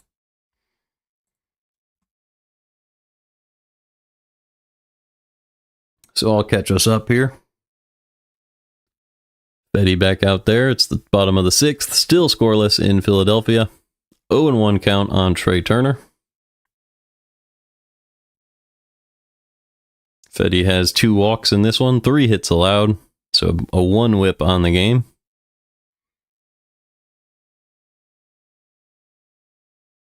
And we're ready to go again. Here's the 0-1. Swing and a miss on a sweeper outside, and it's 0-2 on Trea Turner. That was a foul tip. Turner is 0 for 2 today with 2 ground outs. The 0-2 pitch. Up and away for a ball, 1-2. The 1-2 is outside with the sinker, 2-2. And the 2-2 is low and away for ball 3, 3-2. So Fedde has lost the count now. I was a little behind. I'm trying to catch us up to the game, as sometimes that happens during commercial breaks on this website. The 3-2. Low and away for ball 4, and Trea Turner reaches on a walk. So Fedde lost him after an 0-2 count. And here's the first pitch to Harper. It's in the dirt, 1-0. So now we're live again. The MLB.com website. Sometimes we'll do that, where during commercial breaks, if you're not actively watching, it'll lag behind the actual game. So I'll have to catch us up. Either way, Trea Turner's on first base. He's a really fast runner. Big threat to steal, as the umpire calls time. Harper's been incredible against Fedde on his career. 12 for 24 with 6 home runs. 500 batting average. So hopefully Fedde doesn't give in to that again. Here's the 1-0. Instead, he'll check on Turner and not get him. So that's not good. Makes stealing even easier for Turner. And this is becoming a very scary moment for the Cardinals. Here's the 1-0 pitch to Harper. Up and away with the cutter, 2-0.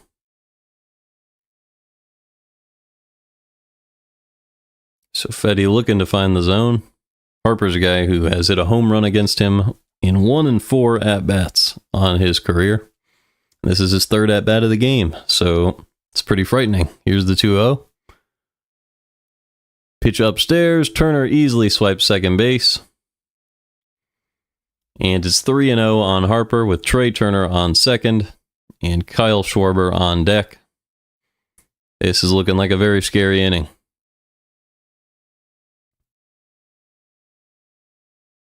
Fedde's at 81 pitches on the day. This will be pitch 82, and it's the 3-0 to Bryce Harper. Missed up and away, and that's ball 4. So 2 on, nobody out for Kyle Schwarber. This could go one of 2 ways. You either get a ground ball double play and you feel fantastic, or Schwarber could get you the way he's done so often this year. And the game could get scary real quick. The pitching coach, Dusty Blake, coming out to talk to Fedde. Fedde's at 82 pitches on the day. So doesn't look like the Cardinals are going to go to the bullpen, but might not be a bad thing to consider.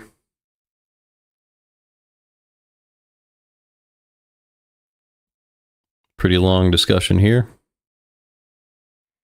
It looks like Fedde's going to continue to pitch.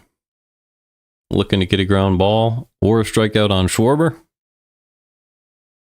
And then he would get to face Castellanos and Kepler, which would be a little bit easier.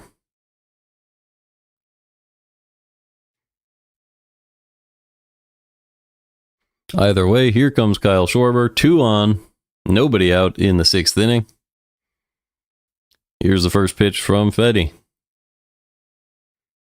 Up and away with the cutter. 1-0. He was not trying to throw it way out there. So Fedde struggling with command. The Cardinals playing Schwarber to pull. Hole in the center of the infield. The 1-0 pitch. Missed low and away with the sinker. 2-0. Fedde really not looking good now.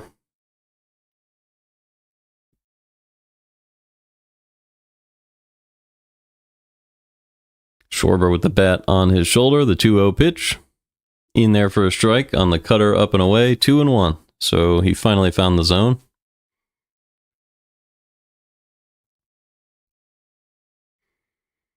Let's see where Fedde's trying to go against Schwarber. Here's the 2-1 pitch to Kyle Schwarber. Sinker right down the middle, popped up on the infield. That'll be an infield fly, so regardless, Schwarber is out. 1 out in the 6th. And that'll bring up Nick Castellanos, so not a bad outcome that time. And the Cardinals are potentially 1 pitch away from getting out of it. They have Steven Matz and John King getting ready in the bullpen.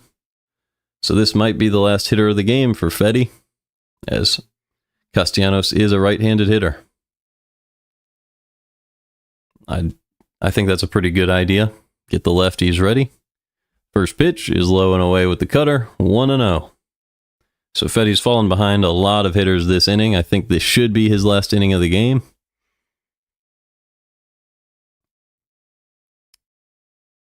Castellanos is ready. Here's the 1-0 pitch with 2 on. Swing and a miss on a sweeper in the dirt, 1-1. So runners on first and second, 1 out in the 6th, a 1-1 count on Castellanos. Big opportunity for the Phillies. Big chance for Fedde to get a ground ball.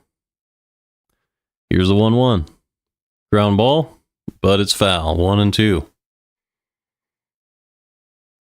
That was a little bit of a cue shot off the end of the bat. And it actually broke the end of Castellanos' bat. So, very strange. He'll get a new bat. This next pitch will be the 90th pitch of the game for Fedde. It'll be the 1-2 to Castellanos before Kepler steps up to the plate. Next up for the Phillies. So it might be the last hitter of the day for Fedde.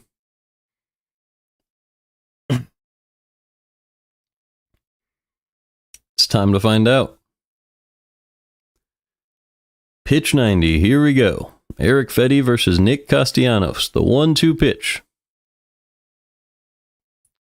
Castellanos reaches down and fouls it off.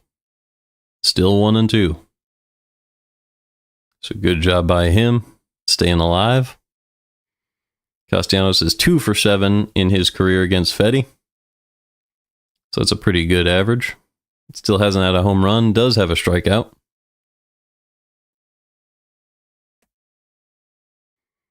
The 1-2. Just low and away with the sweeper. 2-2. So they were trying to get Castellanos to roll over that one, as he had shown the capability to do earlier in the game. But he had good patience this time, was able to hold his hands back. And it's 2-2. Here's the pitch. Instead, he'll step off. So, runners at first and second with 1 out. Fedde has recorded 8 ground ball double plays on 46 opportunities this year. 2-2 pitch, the runners go. Castellanos reaches out and pops it up. Right side of the infield, but into foul territory and over into the dugout. So it's still 2-2. The runners will have to come back to their bases.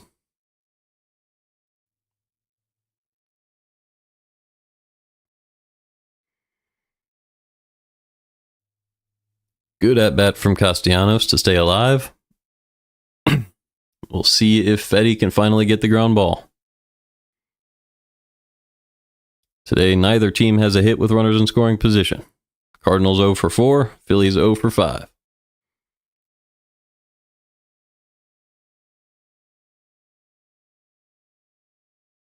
Fedde stepped off again, so that might be his second disengagement, so the runners might actually be able to move here. Might have been a timeout by Castellanos. The 2-2 popped up on the infield again, so it's the second infield fly of the inning. And is out number 2. So I don't know if I've ever seen 2. I mean, that's the most you can get in one inning is 2 infield flies. So there you go. A record is tied here. And now it'll be Max Kepler, but I think that's it for Fedde. Marmol coming out of the dugout. Fedde's day is over. He is still responsible for the 2 runners on base, but was able to get 2 outs with those guys. So Cardinals will go to a lefty to try to get Kepler and hold this game scoreless. 2 outs in the bottom of the 6th. Here comes Steven Matz. So let's go ahead and grab his stats while the commercial break occurs.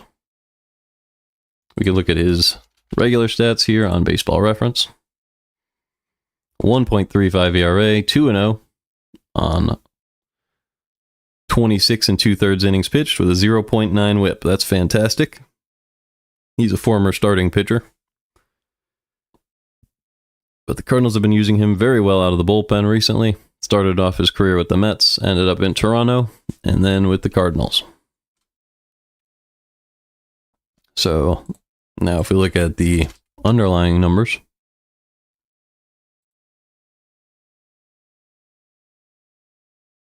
he has 9 pitching run value, really good expected ERA. The walk rate is almost 0, so he's throwing strikes. Not a great ground ball rate, and the balls have been hit somewhat hard, so that's frightening. Strikeout rate also not too high, so he's putting it in the zone. Players are hitting it hard, but the Cardinals have a great defense, so that hasn't mattered as much against Matz. And the expected batting average is still, 224, 72nd percentile as a pitcher, so he's still been good. But you might expect these numbers to creep back up if the defense doesn't continue to play fantastic. Either way, here we go. Game number 2 will be started by Sonny Gray, so the Cardinals will have a great pitcher for the second game of the doubleheader. Hopefully they can find a way out of this first game.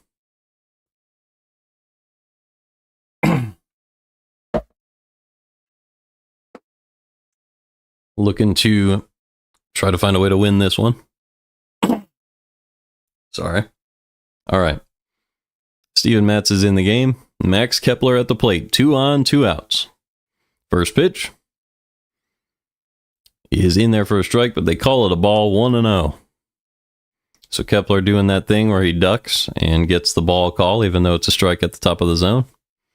Kepler is 0 for 8 in his career against Matz. Here's the 1-0 pitch. Missed low and away, 2-0. So based on those numbers, you just want to put it in the zone, and that's what Matz has failed to do so far. It's 2-0. Kepler is 0 for 2 with a strikeout and a ground out. Here's the 2-0 pitch. Ground ball foul, 2-1.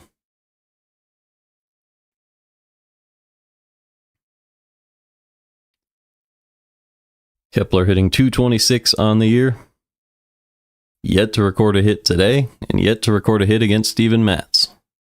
2 on, 2 out. Here's the 2-1. Inside with the curveball, 3-1. So he'll have to throw a strike here, unless he wants to face Alec Boehm, which is still somewhat scary for a lefty. This is where you got to put it in the zone. Here's the 3-1 pitch. Fouled off of Pajes' leg. He'll be all right. It's 3-2, so the runners will be on the move here. It'll be a full count pitch. 2 on, 2 out. Kepler actually has an exactly even OPS against both right-handed and left-handed pitching this year. So that's really interesting. Here's the 3-2 pitch from Matz. Strike 3, it's a sinker right down the middle. He did not pull the trigger, and down goes Max Kepler. The Phillies still scoreless through 6. So are the Cardinals at 0-0 headed to the 7th. It'll be Contreras, Herrera, and Pajes. Wow. Not swinging right there is very rare. I don't think Kepler swung the bat at all, that whole at bat.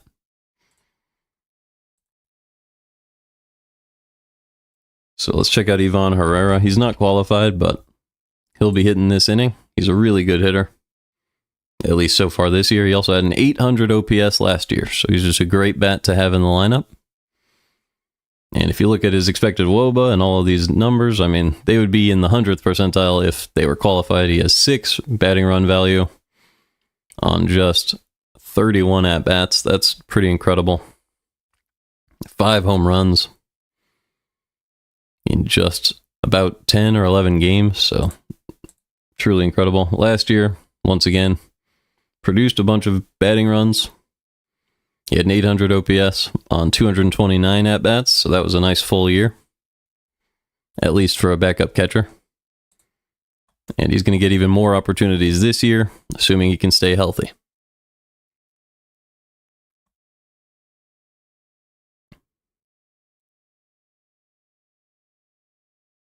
So that's a guy to be excited about. Obviously, Contreras has been great. He has a walk and a single today. He'll be due up first. And then the catcher, Pedro Pajes. Maybe we can get some platoon splits pulled up because we're still between innings.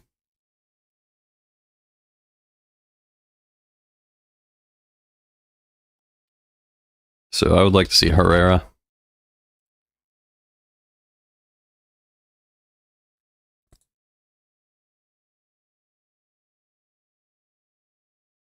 Herrera's been crushing either side this year. But on his career,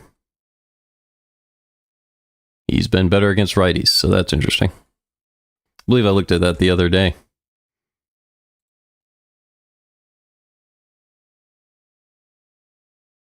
So he's a reverse split right-handed hitter, as Luzardo finds the zone for the first strike against Contreras. Here is the 0-1 pitch from Luzardo. Inside, popped up. Easy play for Bryson Stott. He gets turned around and makes the catch. 1 out in the 7th. So that'll bring up Ivan Herrera. Pitch 87 of the game for Luzardo. The first pitch to Herrera. Swing and a miss on a changeup at the bottom of the zone. 0-1. Herrera is 0 for 1 with a hit by pitch back in the 2nd inning. The 0-1 pitch is a quick pitch in the dirt. 1-1.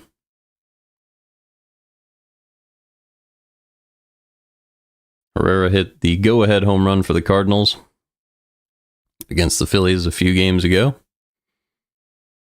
before the Phillies eventually tied that one. He pulls this one down into the corner in left field. It's down for a hit. He's going to have extra bases. It's going to be a double for Ivan Herrera. So they cut back to that one really quickly, but he turned on it.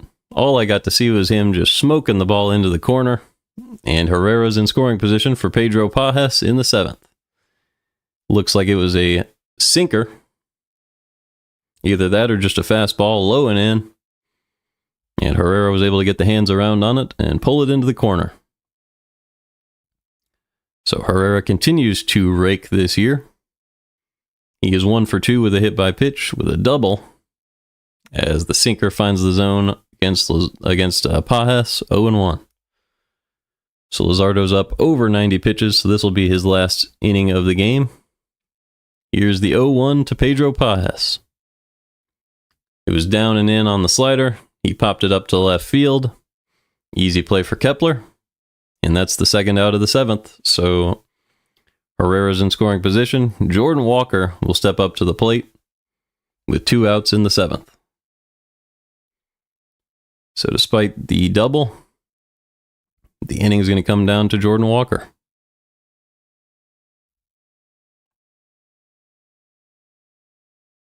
Might be the last hitter Luzardo faces today.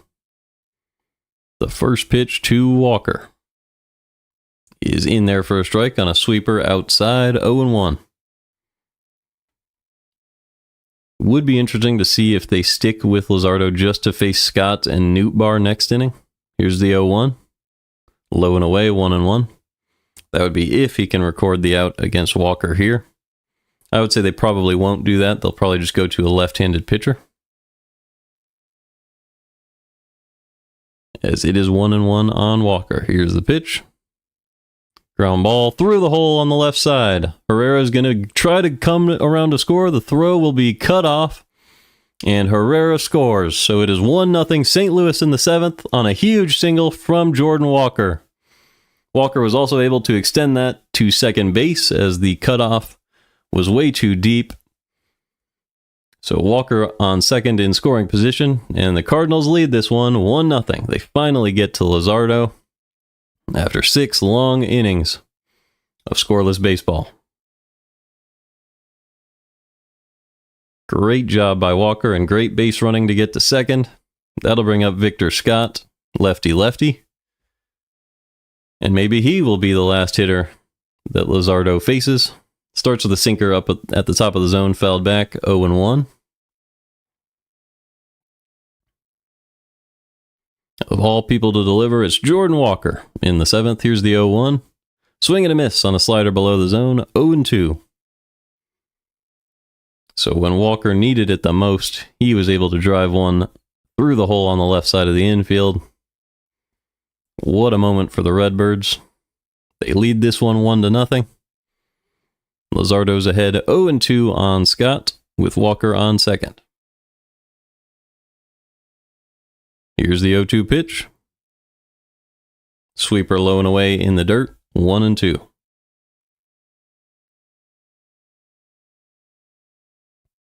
Scott is 0-2 with a flyout and a strikeout. There are 2 away here. This is going to be pitch 98 for Luzardo, so he's definitely not coming back out next inning.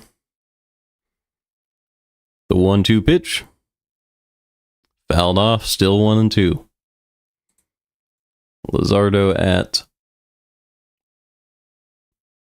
6 strikeouts today, 98 pitches, just the 1 earned run.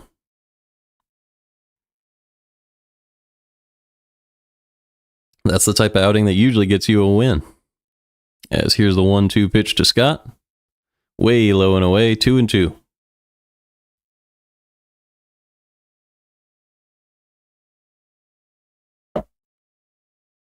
So this will be the 100th pitch of the game for Luzardo. He's been in double digits for every inning since the first inning, but has never reached 20 pitches in an inning. The 2-2. Ground ball. Easy play for Harper at first, and Luzardo. There was 100 pitches to go 7 innings, just 1 earned run. A really, really good outing from Luzardo, but Herrera and Jordan Walker get to him, and the Cardinals have 1 run. They lead 1-0, headed to the bottom of the 7th.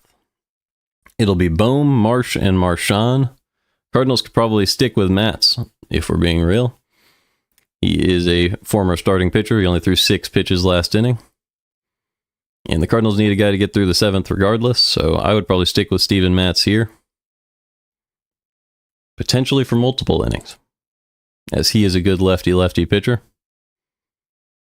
Maybe try to get that first out in the 8th with him as well if he doesn't give up anything this inning.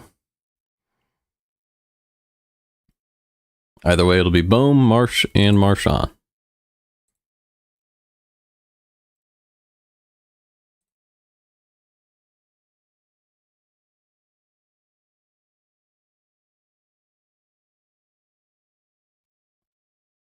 So we were just looking at Steven Matz. We'll pull him back up. I'm expecting him to still be in the game. He has really, really been incredible this year. Last year he started 7 games, really struggled, a 1.44 whip. Out of the bullpen, he's just been incredible. 0.9 whip this year. One of the lowest walk rates in baseball. The fastball's been really, really good. 1.35 ERA. If you have him and you have Leahy, that's a really, really nice pairing in the bullpen to go with Helsley. And then Maton's been good. So the Cardinals pitching staff really taking a step up this season. And that's what they needed. That's why they're above 500. That's why they're in position to potentially beat the Phillies here. But it's just a 1-run lead. There's a lot of baseball left to play.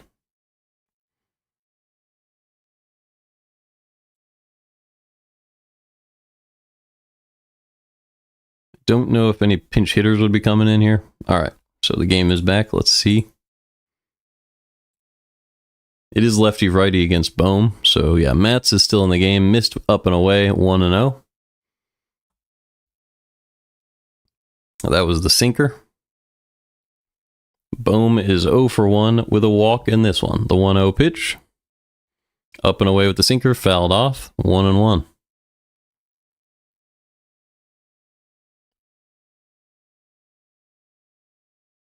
Bohm's OPS at 618 this year. Here's the 1-1. Did he go around on that curveball? No, he didn't. 2-1.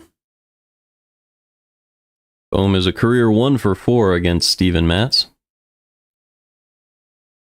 So he probably came into the game with a 1 for 3. Here's the 2-1 pitch. Low and in with the curveball, 3-1. So you really don't want to put him on first base.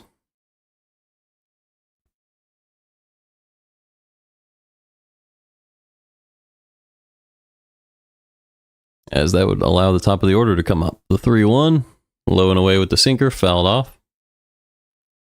3-2. That was a really hard hit ball by Bohm, but it was in foul territory.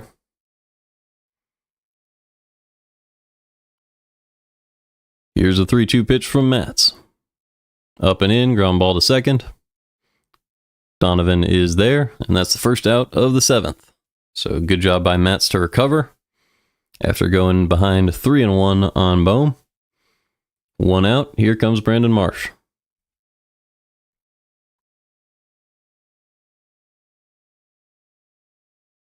Instead, they're going to pinch hit, as Matz does have the 3-batter minimum, so he has to face a right-handed hitter this time. It'll be Wilson. I believe his first name starts with a W. He's a pretty good hitter this season. I think it's Weston Wilson. So he comes in to play center field. First pitch is just low, 1-0. It is Weston Wilson. He's hitting .250 this year with a .750 OPS and 1 home run. The 1-0 pitch fouled back. It was a sinker at the top of the zone, 1-1.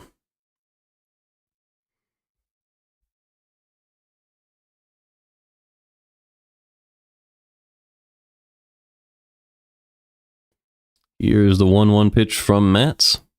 A little inside with the sinker, 2-1.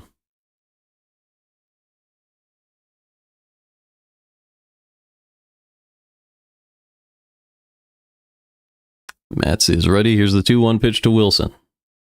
Ground ball foul, 2-2.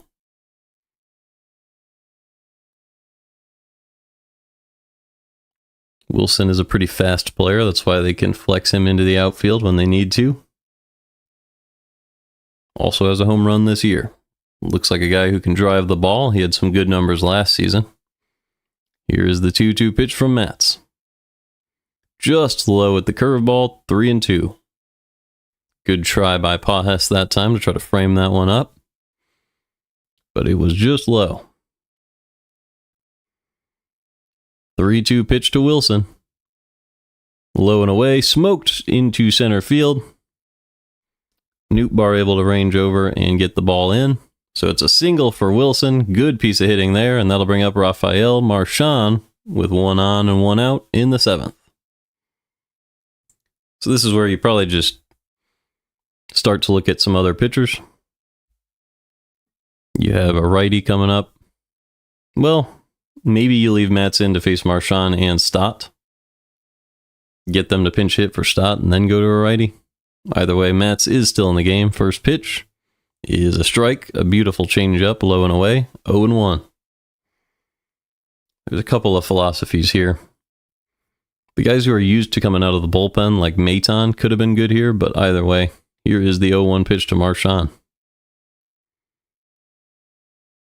Just outside with the changeup, 1-1. Marchand's been very good today. Has a walk and a single. He's 1 for 1. But that single was a misplay in the outfield. Here is the 1-1 pitch from Matz. Missed upstairs with the sinker, 2-1.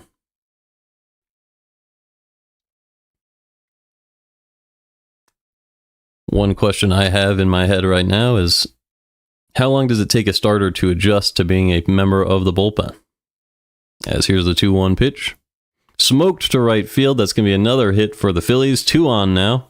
Walker's going to try to make the throw to third. They're going to try to get there, and it looks like the Phillies are going to have runners at second and third now, as Marchand was able to extend that to second base. Nope, he got gunned down at second. A great play by Arenado. So yeah, they didn't show that on the screen. I just kind of had to infer. But he was out at second. What a job by Arenado. He ran up, cut off the throw to third, which was probably a bad decision by Walker, but it works out for the Cardinals as he launched the ball over to third. Arenado ran up, cut it off, and made a fantastic throw to second to get Marchand. So there's 2 outs now, and that'll bring up Bryson Stott, lefty-lefty, or a pinch hitter. Let's see. Oh, it looks like the Phillies are challenging this one.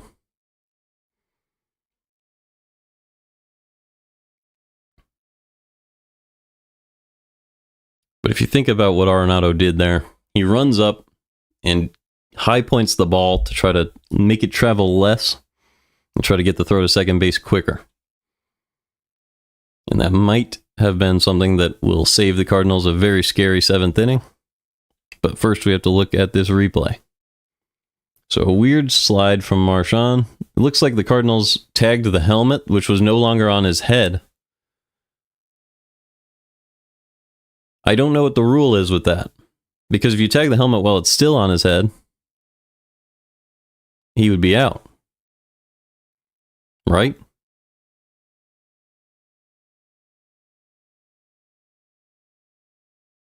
So what is the rule?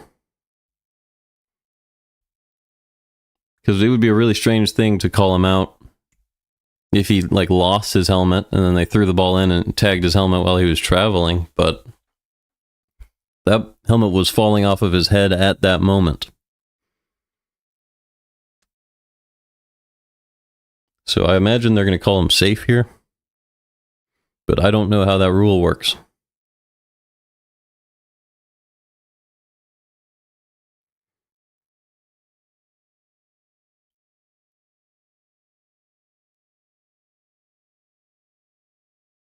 Because I believe they tag the helmet before the hand gets in.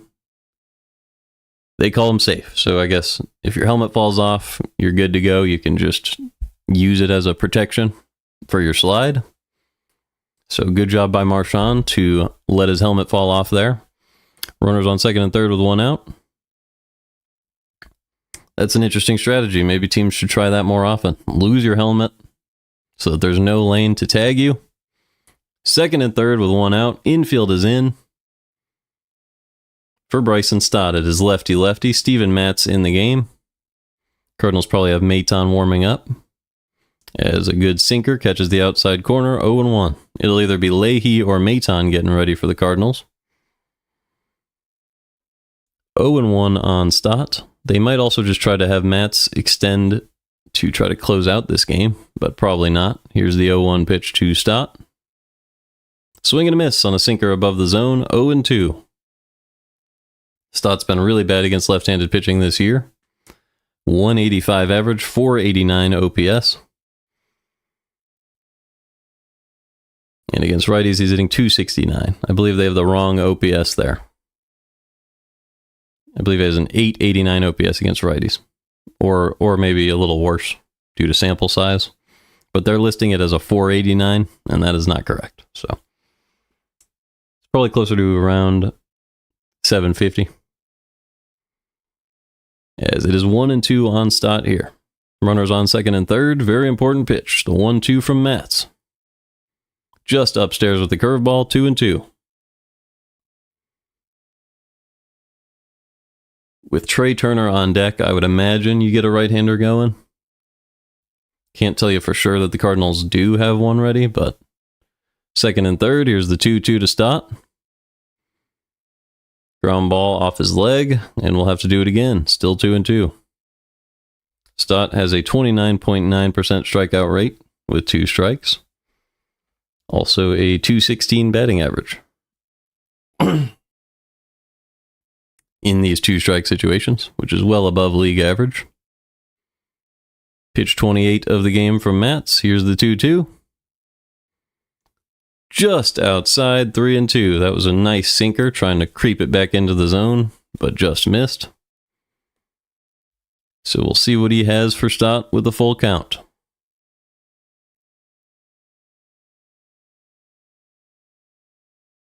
The 3-2 ground ball. Off the glove of Donovan, and it's going to be a base hit. They're going to hold the runner at third, but the game is tied 1-1. A clutch single for Bryson Stott on a play that Donovan might have been able to make if the infield wasn't in. Either way, now there's runners at the corners with one out, and the game is tied at 1. So that is really unfortunate for the Cardinals. Stott will have a hit. They were playing Stott to pull, which meant Donovan was out of position with the infield in.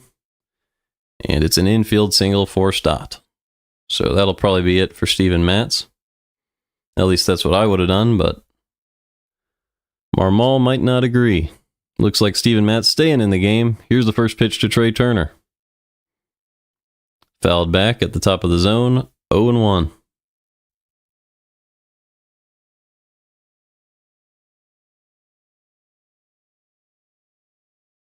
I thought that would totally be it, as Trey Turner is hitting .417 on 36 at-bats against Matz in his career.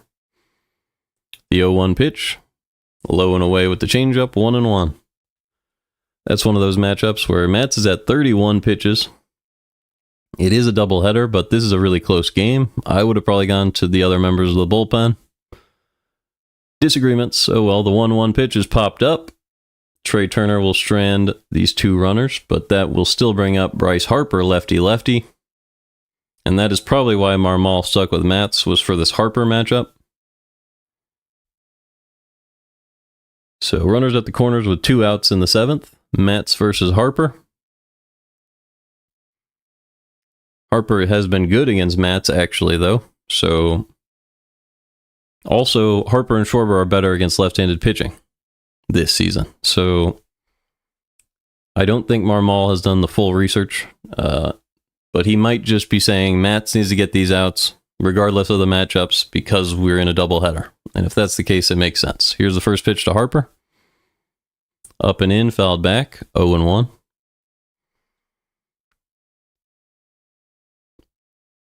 That does make a little bit of sense, especially with the way Matz has been pitching this year. Maybe he's a little bit different. Runners at the corners, 2 outs. Here's the 0-1 pitch to Harper. Missed upstairs with the sinker, 1-1.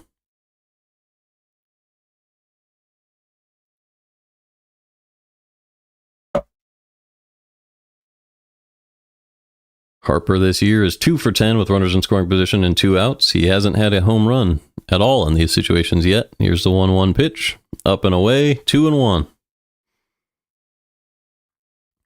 So Matz has been struggling to find the zone a little bit this game. Has been able to work back from those situations, though. This is a really, really important out to get. Runner on third, 1-1 ball game. Here's the 2-1 pitch to Harper. Fouled off the other way on the curveball, 2-2.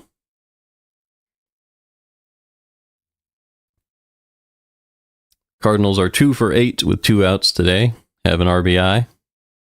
The Phillies are 1 for 7 with no RBIs. The 2-2 pitch to Harper. Popped up. But it'll find its way past Mason Wynn. And 1 run came around to score. They do gun down Bryson Stott at the plate. But Stott is going to ask for interference.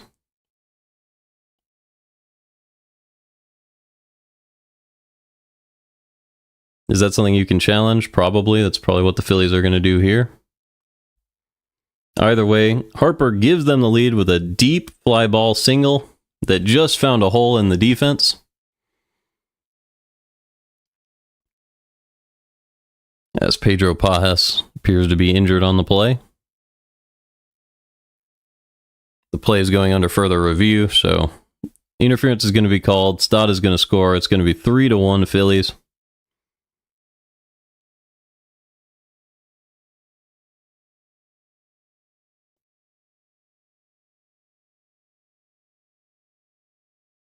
And the Cardinals defense was just unable to get to this high pop-up to center field. So a really tough game for Cardinals defense. I don't know what Stott is complaining about.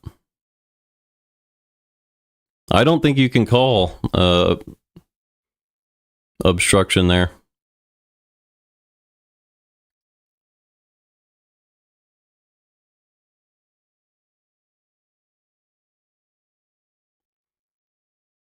as the ball did get to Pajes, and Stott did not run into him until the ball was in his hands. So Stott does not have a good argument. I think you have to call him out. Unless there was some obvious interference somewhere else, some obvious obstruction. What Stott has to do there is run through the catcher before the ball gets there. He slowed down and the ball got there before he ran into him. That tells me that he should be called out here.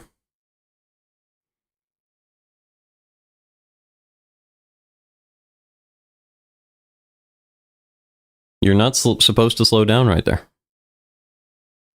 Looks like the Cardinals are expecting him to be called safe, though.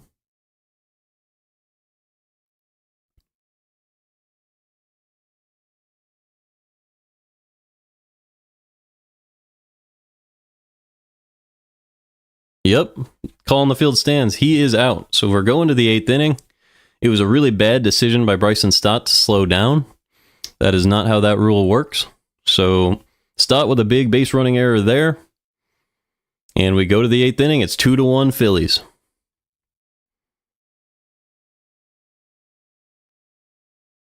So a really strange game. That'll be it for Luzardo. Let's take a look at the Phillies bullpen. Try to figure out who they might go to here. This is now a very close game. I believe I have the Reds bullpen pulled up. No, this is the Reds baseball reference. Okay, I do have the Phillies bullpen. Here we go. So Alvarado, Romano. Okay, so this is a close game. They have the lead. Who's coming up for the Cardinals? It will be Nootbaar, Wynn, and Donovan, the top of the order. So that is 2 lefties and a righty. So they should probably go to Alvarado here. So that's what I would expect. So let's pull up Alvarado's stats.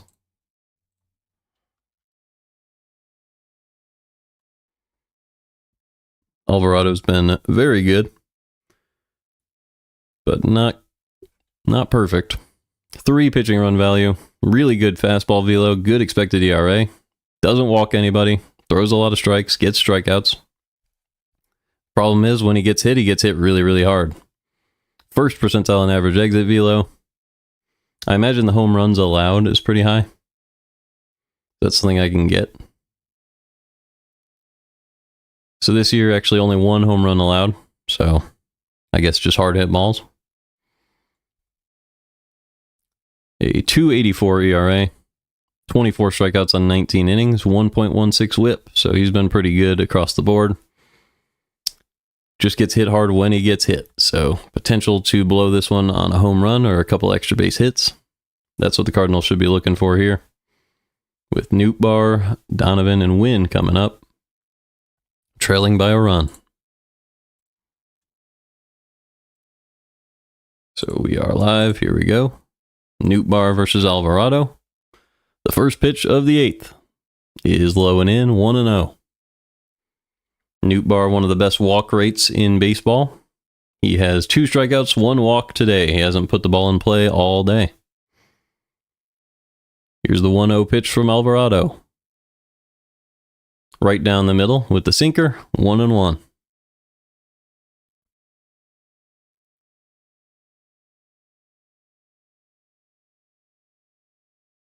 Nobody on, nobody out. Cardinals trail 2-1 in Philadelphia. Here's the 1-1 pitch to Nootbaar.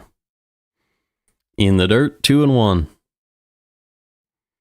Top of the Cardinals order in the 8th inning. This is a big opportunity, if Nootbaar can reach, to even the score in this one. The 1-1 pitch from Alvarado.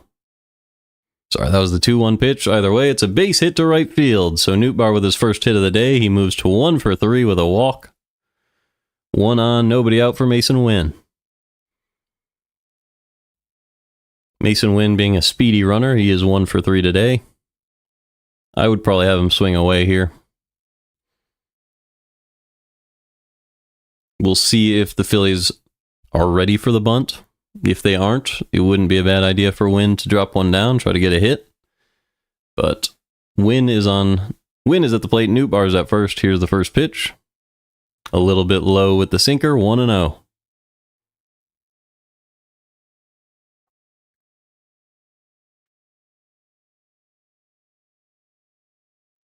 The 1-0 pitch from Alvarado to Wynn. Swing and a miss, but the ball gets away from the catcher, and Nootbaar advances to second. So that's a huge miss from Marchand behind the plate. And Nootbaar's on second base with a 1-1 count for Mason Wynn. Just got through the legs, ended up hitting the umpire's leg, so it didn't help or hurt either team. Nootbaar would have advanced either way. Here's the 1-1 pitch to Wynn. Up and away with the sinker, 2-1.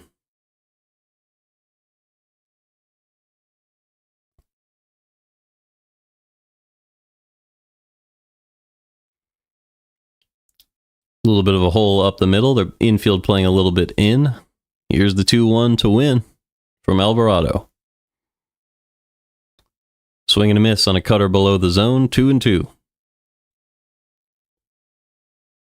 So that was a good pitch from Alvarado. Wynn might have got a piece of it. Either way, it's still 2-2. With Nootbaar in scoring position and nobody out. The infield's not playing too deep, so Wynn has no opportunity to bunt. He really should be swinging. Hopefully he can get the barrel on this one. Here's the 2-2 pitch from Alvarado. In the dirt with the cutter, 3-2.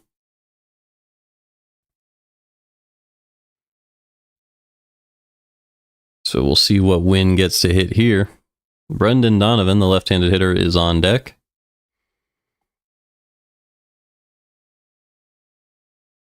Wynn at the plate. Here's the 3-2 from Alvarado. Fastball in the dirt, and that is ball 4. So Mason Wynn draws a walk. There's 2 on with nobody out for Brendan Donovan. Donovan's been the best hitter for the Cardinals all year. Really good expected batting average in any situation. And now there are 2 base runners for him in this 8th inning. So a big chance for the Cardinals here. Donovan is 0 for 3 today with a strikeout. Pitching coach is out to talk to Alvarado.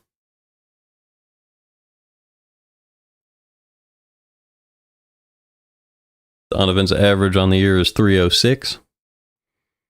And he's really, really good at finding the hole in the defense.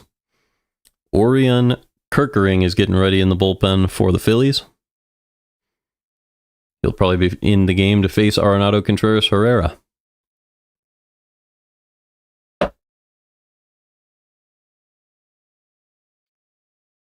Two on, nobody out. Brendan Donovan at the plate. The infield meeting is over. Let's see what Jose Alvarado has for us here. Brendan Donovan digs in, the infield playing him to pull. Let's see if he can go the other way and give the Cardinals a better chance to win the game. Here's the first pitch to Donovan. He'll square around, pop a bunt foul, 0-1. I don't like that decision. If a guy has not practiced bunting, why are you trying to make him bunt?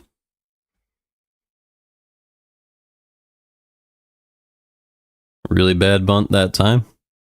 It is 0-1 on Donovan. Here's the second pitch of the at-bat. Squares around and takes a strike. That was a sinker at the bottom of the zone. That's the best pitch to bunt that you can get. And he pulled back the bat. It's 0-2 on Donovan. It seems like they're wasting a really good opportunity by trying to make him bunt. But he is a really good 2-strike hitter, so he could probably make something of this anyway. Here's the 0-2 pitch from Alvarado. Low and away with the cutter, 1-2. That one was in the dirt. Donovan hitting .209 with 2 strikes compared to the league average of .169. A 25% strikeout rate in these situations. 9 RBIs with 2 strikes this year. Here is the 1-2 pitch from Alvarado. Inside ground ball to the right-hand side. It's going to function as that bunt. Both runners will advance. There's one out with runners on second and third for Nolan Arenado. So they're probably going to go to the pen here.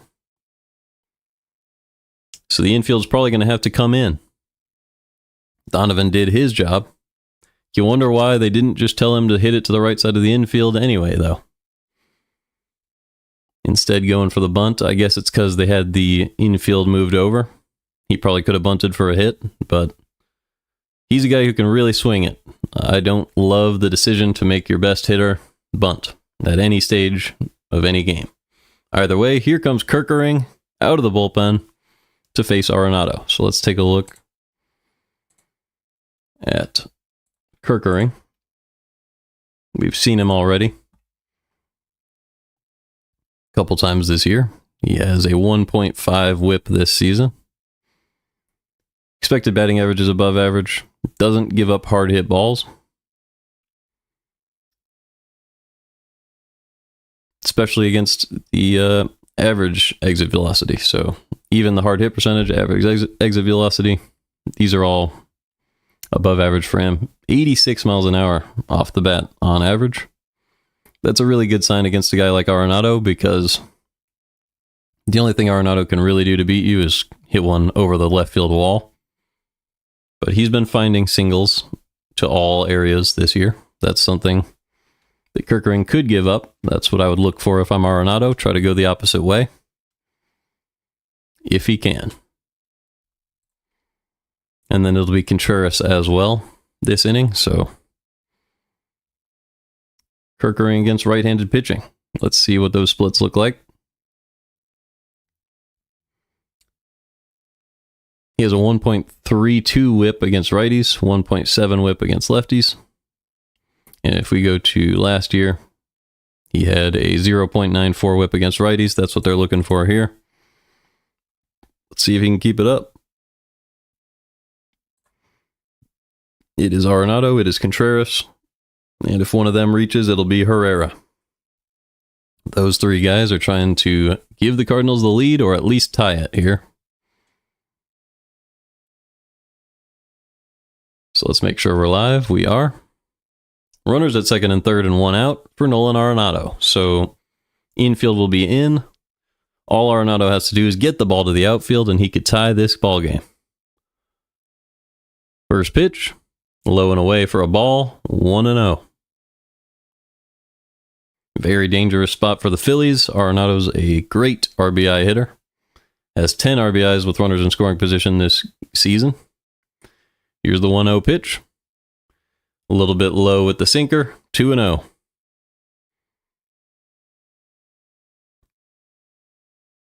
Infield is in. Big hole in left center. In the outfield. The 2-0 pitch from Kirkering.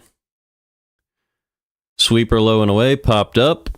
Into foul ground, easy play for Harper, and he'll get the out. So that's a huge out for Kirkering. Nobody can advance, and the game will be on the shoulders of Wilson Contreras, essentially. Or if they put him on, it would be Herrera.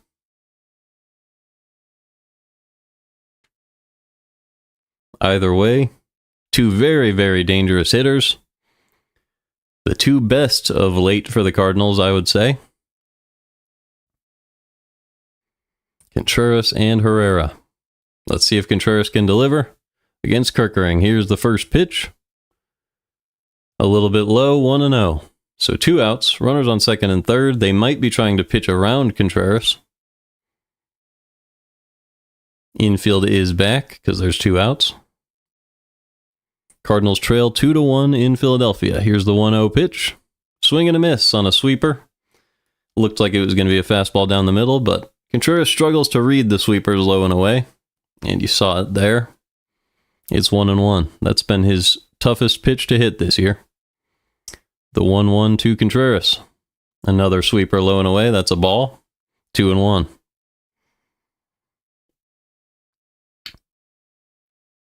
So it really does look like they're pitching around Contreras. They may take their chances with Ivan Herrera, which is risky. But here's where they'll really show their hand. The 2-1 pitch to Contreras. They go in the zone with the sinker low and in. He swings right on top of it, 2-2. So Kirkering is 1 strike away from getting the Phillies out of a really big jam. Started this inning first and second with nobody out. Contreras calls time. With runners in scoring position today, the Phillies are 2 for 10. The Cardinals are 1 for 9. So the difference could be made up for here by Contreras. Let's see. The 2-2 pitch from Kerkering to Contreras is low and away in the dirt, 3-2.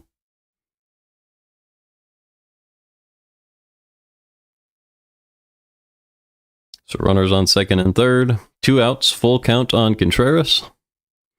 Will they give in and pitch to him? Let's see, the 3-2. They do!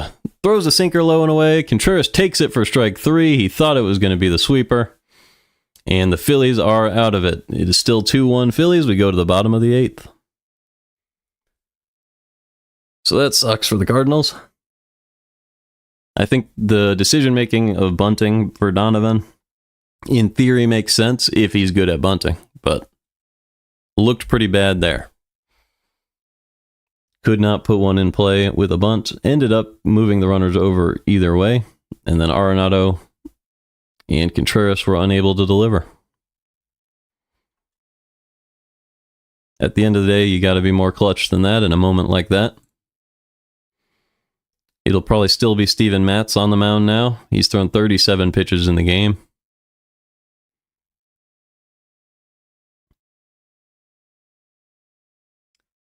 Let's see, is there anybody I haven't looked at for the Phillies who's going to be due up?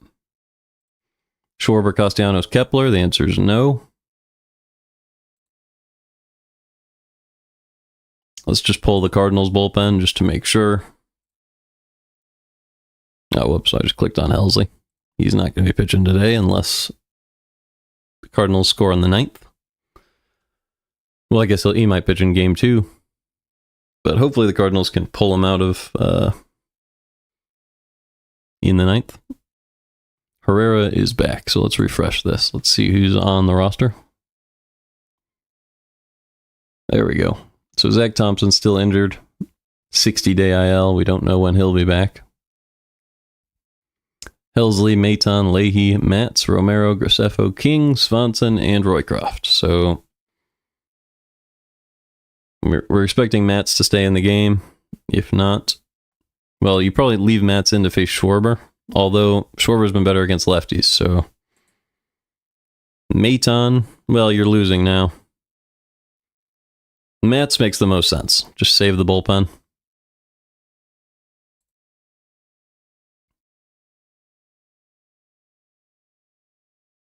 Yeah, Matz stays in the game. First pitch is outside against Schwarber. 1-0.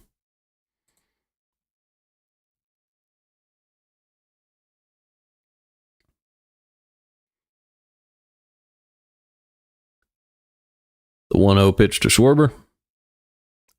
Sinker at the top of the zone, fouled back, 1-1. If the Cardinals cannot come back in this one, it'll feel like one that slipped away. Trailing by 1 run. Just a couple of plays got away from him. As here's a ground ball to Matz. He's just going to tag out Schwarber himself. The rare unassisted out by the pitcher. 1 out. And that'll do it for Steven Matz. So that makes sense. You go lefty-lefty against Schwarber, and then you bring in a righty to face Castellanos, Kepler. Although Schwarber has been better against lefties, so he's really just playing lefty-lefty, which is not super in-depth baseball. But it worked this time, so that is what it is. Castellanos, Kepler, and Bohm against... Looks like Graceffo is going to be coming out of the bullpen. I can grab this picture just to make sure. Gordon Graceffo. If there is a picture. All right. Let's grab the baseball reference then. I believe that's who's coming in. Yeah, definitely. So let's grab his numbers on the Savant.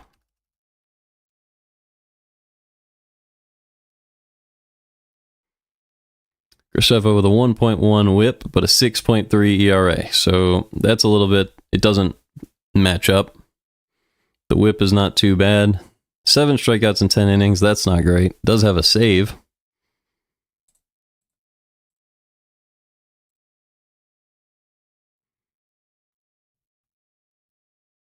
That was a game where Helsley had thrown a lot of pitches the day before.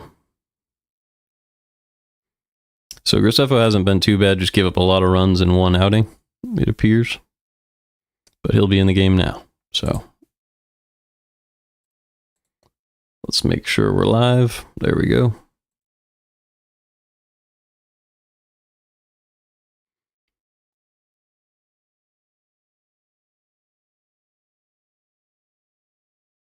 I mean, none of the numbers are standing out as awful.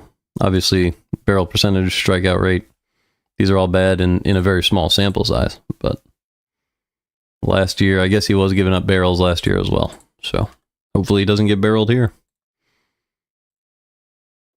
But the decision-making from Marmol here is just trying to preserve the bullpen for Game 2 of the doubleheader. But the Cardinals' win streak will come down to a 9th inning that will feature Ivan Herrera, Pedro Pajes, and Jordan Walker. Hopefully they can get back in it in the 9th, because it would suck to lose the win streak due to some very small fielding errors. Here's the first pitch to Castellanos, swing and a miss, 0-1. That was a slider below the zone. Really good pitch from Graceffo. And Graceffo's stuff looks really good when you just watch it. I don't know if anyone believes in the eye test, but here's the 0-1. Good curveball low and away, 1-1.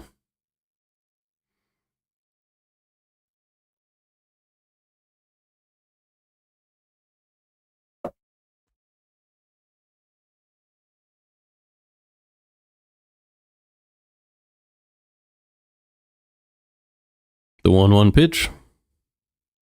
Fouled back, 1-2.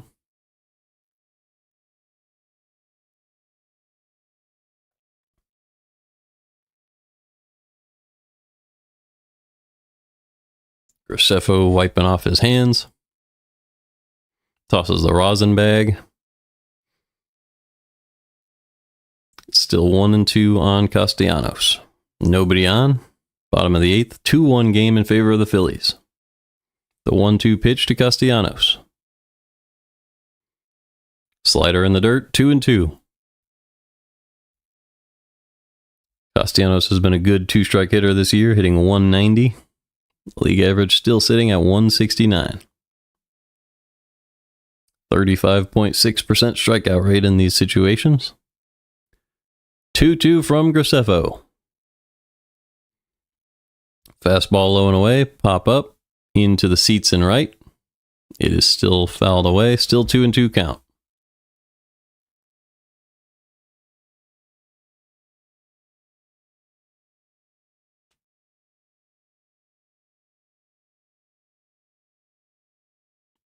Castellanos is 1 for 3 on the day. 4 home runs on the year. 2-2 pitch from Graceffo to Castellanos. He is a called strike 3 on a fastball a little bit below the zone. Cardinals get a good call there. 2 outs, nobody on for Max Kepler.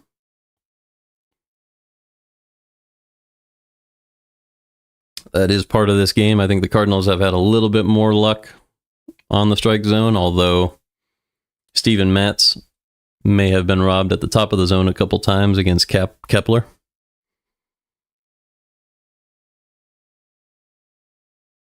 First pitch to Kepler is low, 1-0. Kepler is 0 for 3 today.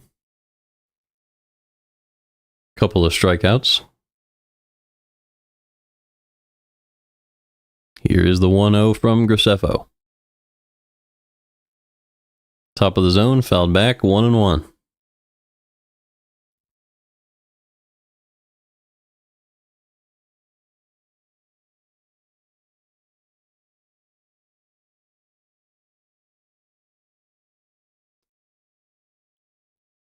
The 1-1 pitch from Graceffo. Right down the middle, fouled back, 1-2. So Graceffo continues to pound the zone. Looking for a 1-2-3 inning here. With the help of Steven Matz, who was able to get Schwarber to start the inning. Good news for the Cardinals is it would be the bottom of the Phillies order if they can reach the bottom of the 9th. Here's the 1-2. pulled high in the air, deep to right field. That ball is going to be caught at the wall by Walker. So it looked like a pretty hard hit ball from Kepler, but rainy day, ball does not travel. It's Herrera, Pages, and Walker for the Cardinals in the ninth. That is 3 right-handed hitters. They could stick with Kerkering, or they could go to Romano here. I'm going to pull up Romano just in case. Romano has a really bad season so far. 1.67 whip. And if we look at their other bullpen options, Romano's the only righty, so Kerkering's definitely going to stay in the game. So we might as well just keep Kerkering's stats up. If they go to Romano, they're in trouble. Kerkering's been pretty good at keeping the ball soft. That's what you got to do here. But Herrera does have good righty-righty numbers. So I'm just going to leave this up. I'll be back in 15 seconds. Got to check something.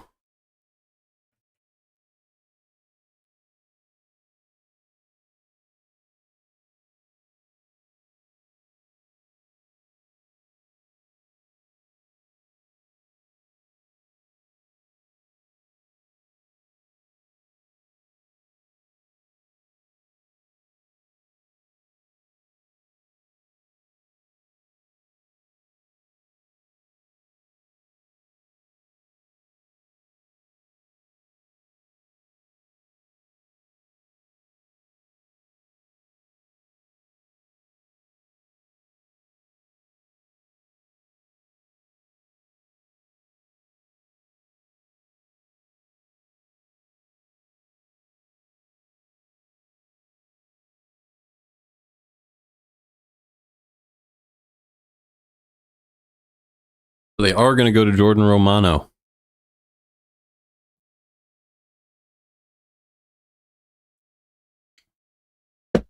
That is a very, very dangerous move. Romano has an 8.79 ERA. He's been getting hit very hard this year. So Herrera has a chance to deliver for the Cardinals. Hopefully he can do so.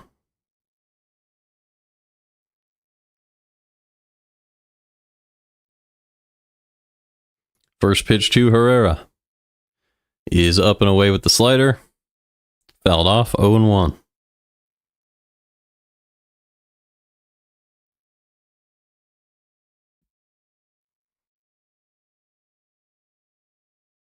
Romano shaking his arm. Getting ready. Here's the 0-1 to Herrera. In the dirt with the slider, 1-1.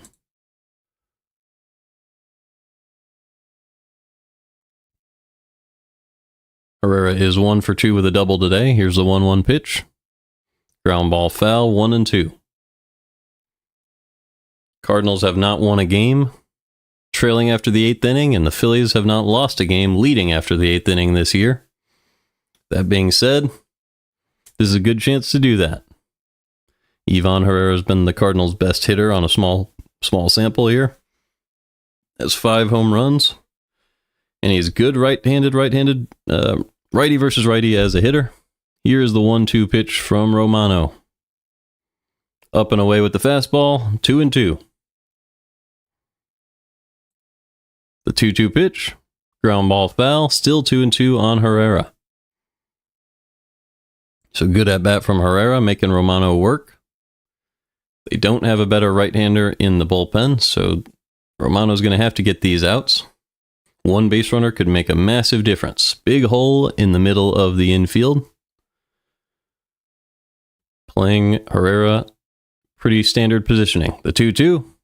Swing and a miss on a slider low and away, and down goes Herrera. 1 out in the 9th. That was going to be the most important hitter for the Cardinals based on their average performance. Really good slider from Romano. Herrera was trying to get out in front of it. Could not make contact, so 1 out, nobody on for Pedro Pages. Still a chance for the Cardinals, and they're going to pinch hit Nolan Gorman for Pages, so that's very scary for Romano. First pitch. Slider at the top of the zone, swing and a miss, 0-1. So I did forget about this. The Cardinals have a power bat right here in Nolan Gorman that they can go to try to tie this game. It is 0-1. Here's the pitch. Up and away with the slider, fouled off, 0-2. Gorman has a .568 OPS, has 1 home run on the year in 24 games. 171 batting average. He is a guy that strikes out a lot. It is 0-2 on him now. Hopefully he can find this pitch. The 0-2 pitch. Way up and away with the fastball, 1-2.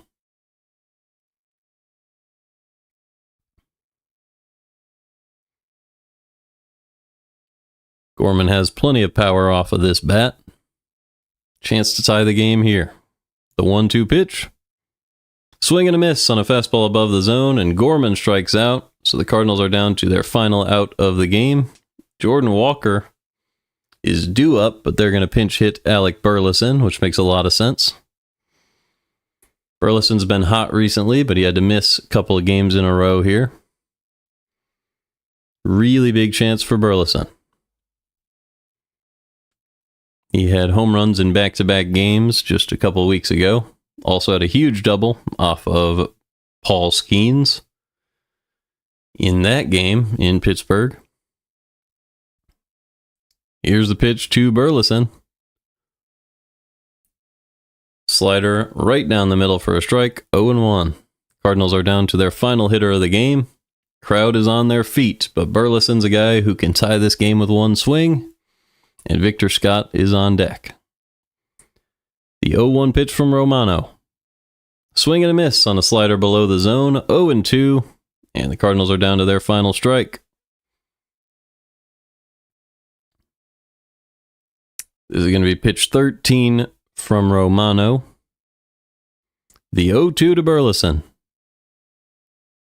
Swing and a miss on a slider in the dirt, and the Phillies win it 2-1. The Cardinals' win streak is over. It was a 9-game win streak. Today, just a lack of clutch hitting. Some bad fielding plays came back to bite them. The outs above average fell off probably a little bit this game. A couple of plays they could have made were not made. And that is a rough one. Luzardo was great today. 7 innings, 5 hits allowed, 2 walks, so 1 whip, 6 strikeouts, just 1 earned run on 100 pitches. Good for Luzardo, good for the Phillies. They win it. And we'll see you guys in a couple hours for the second half of the doubleheader. Thanks for watching, and I'll see you next time.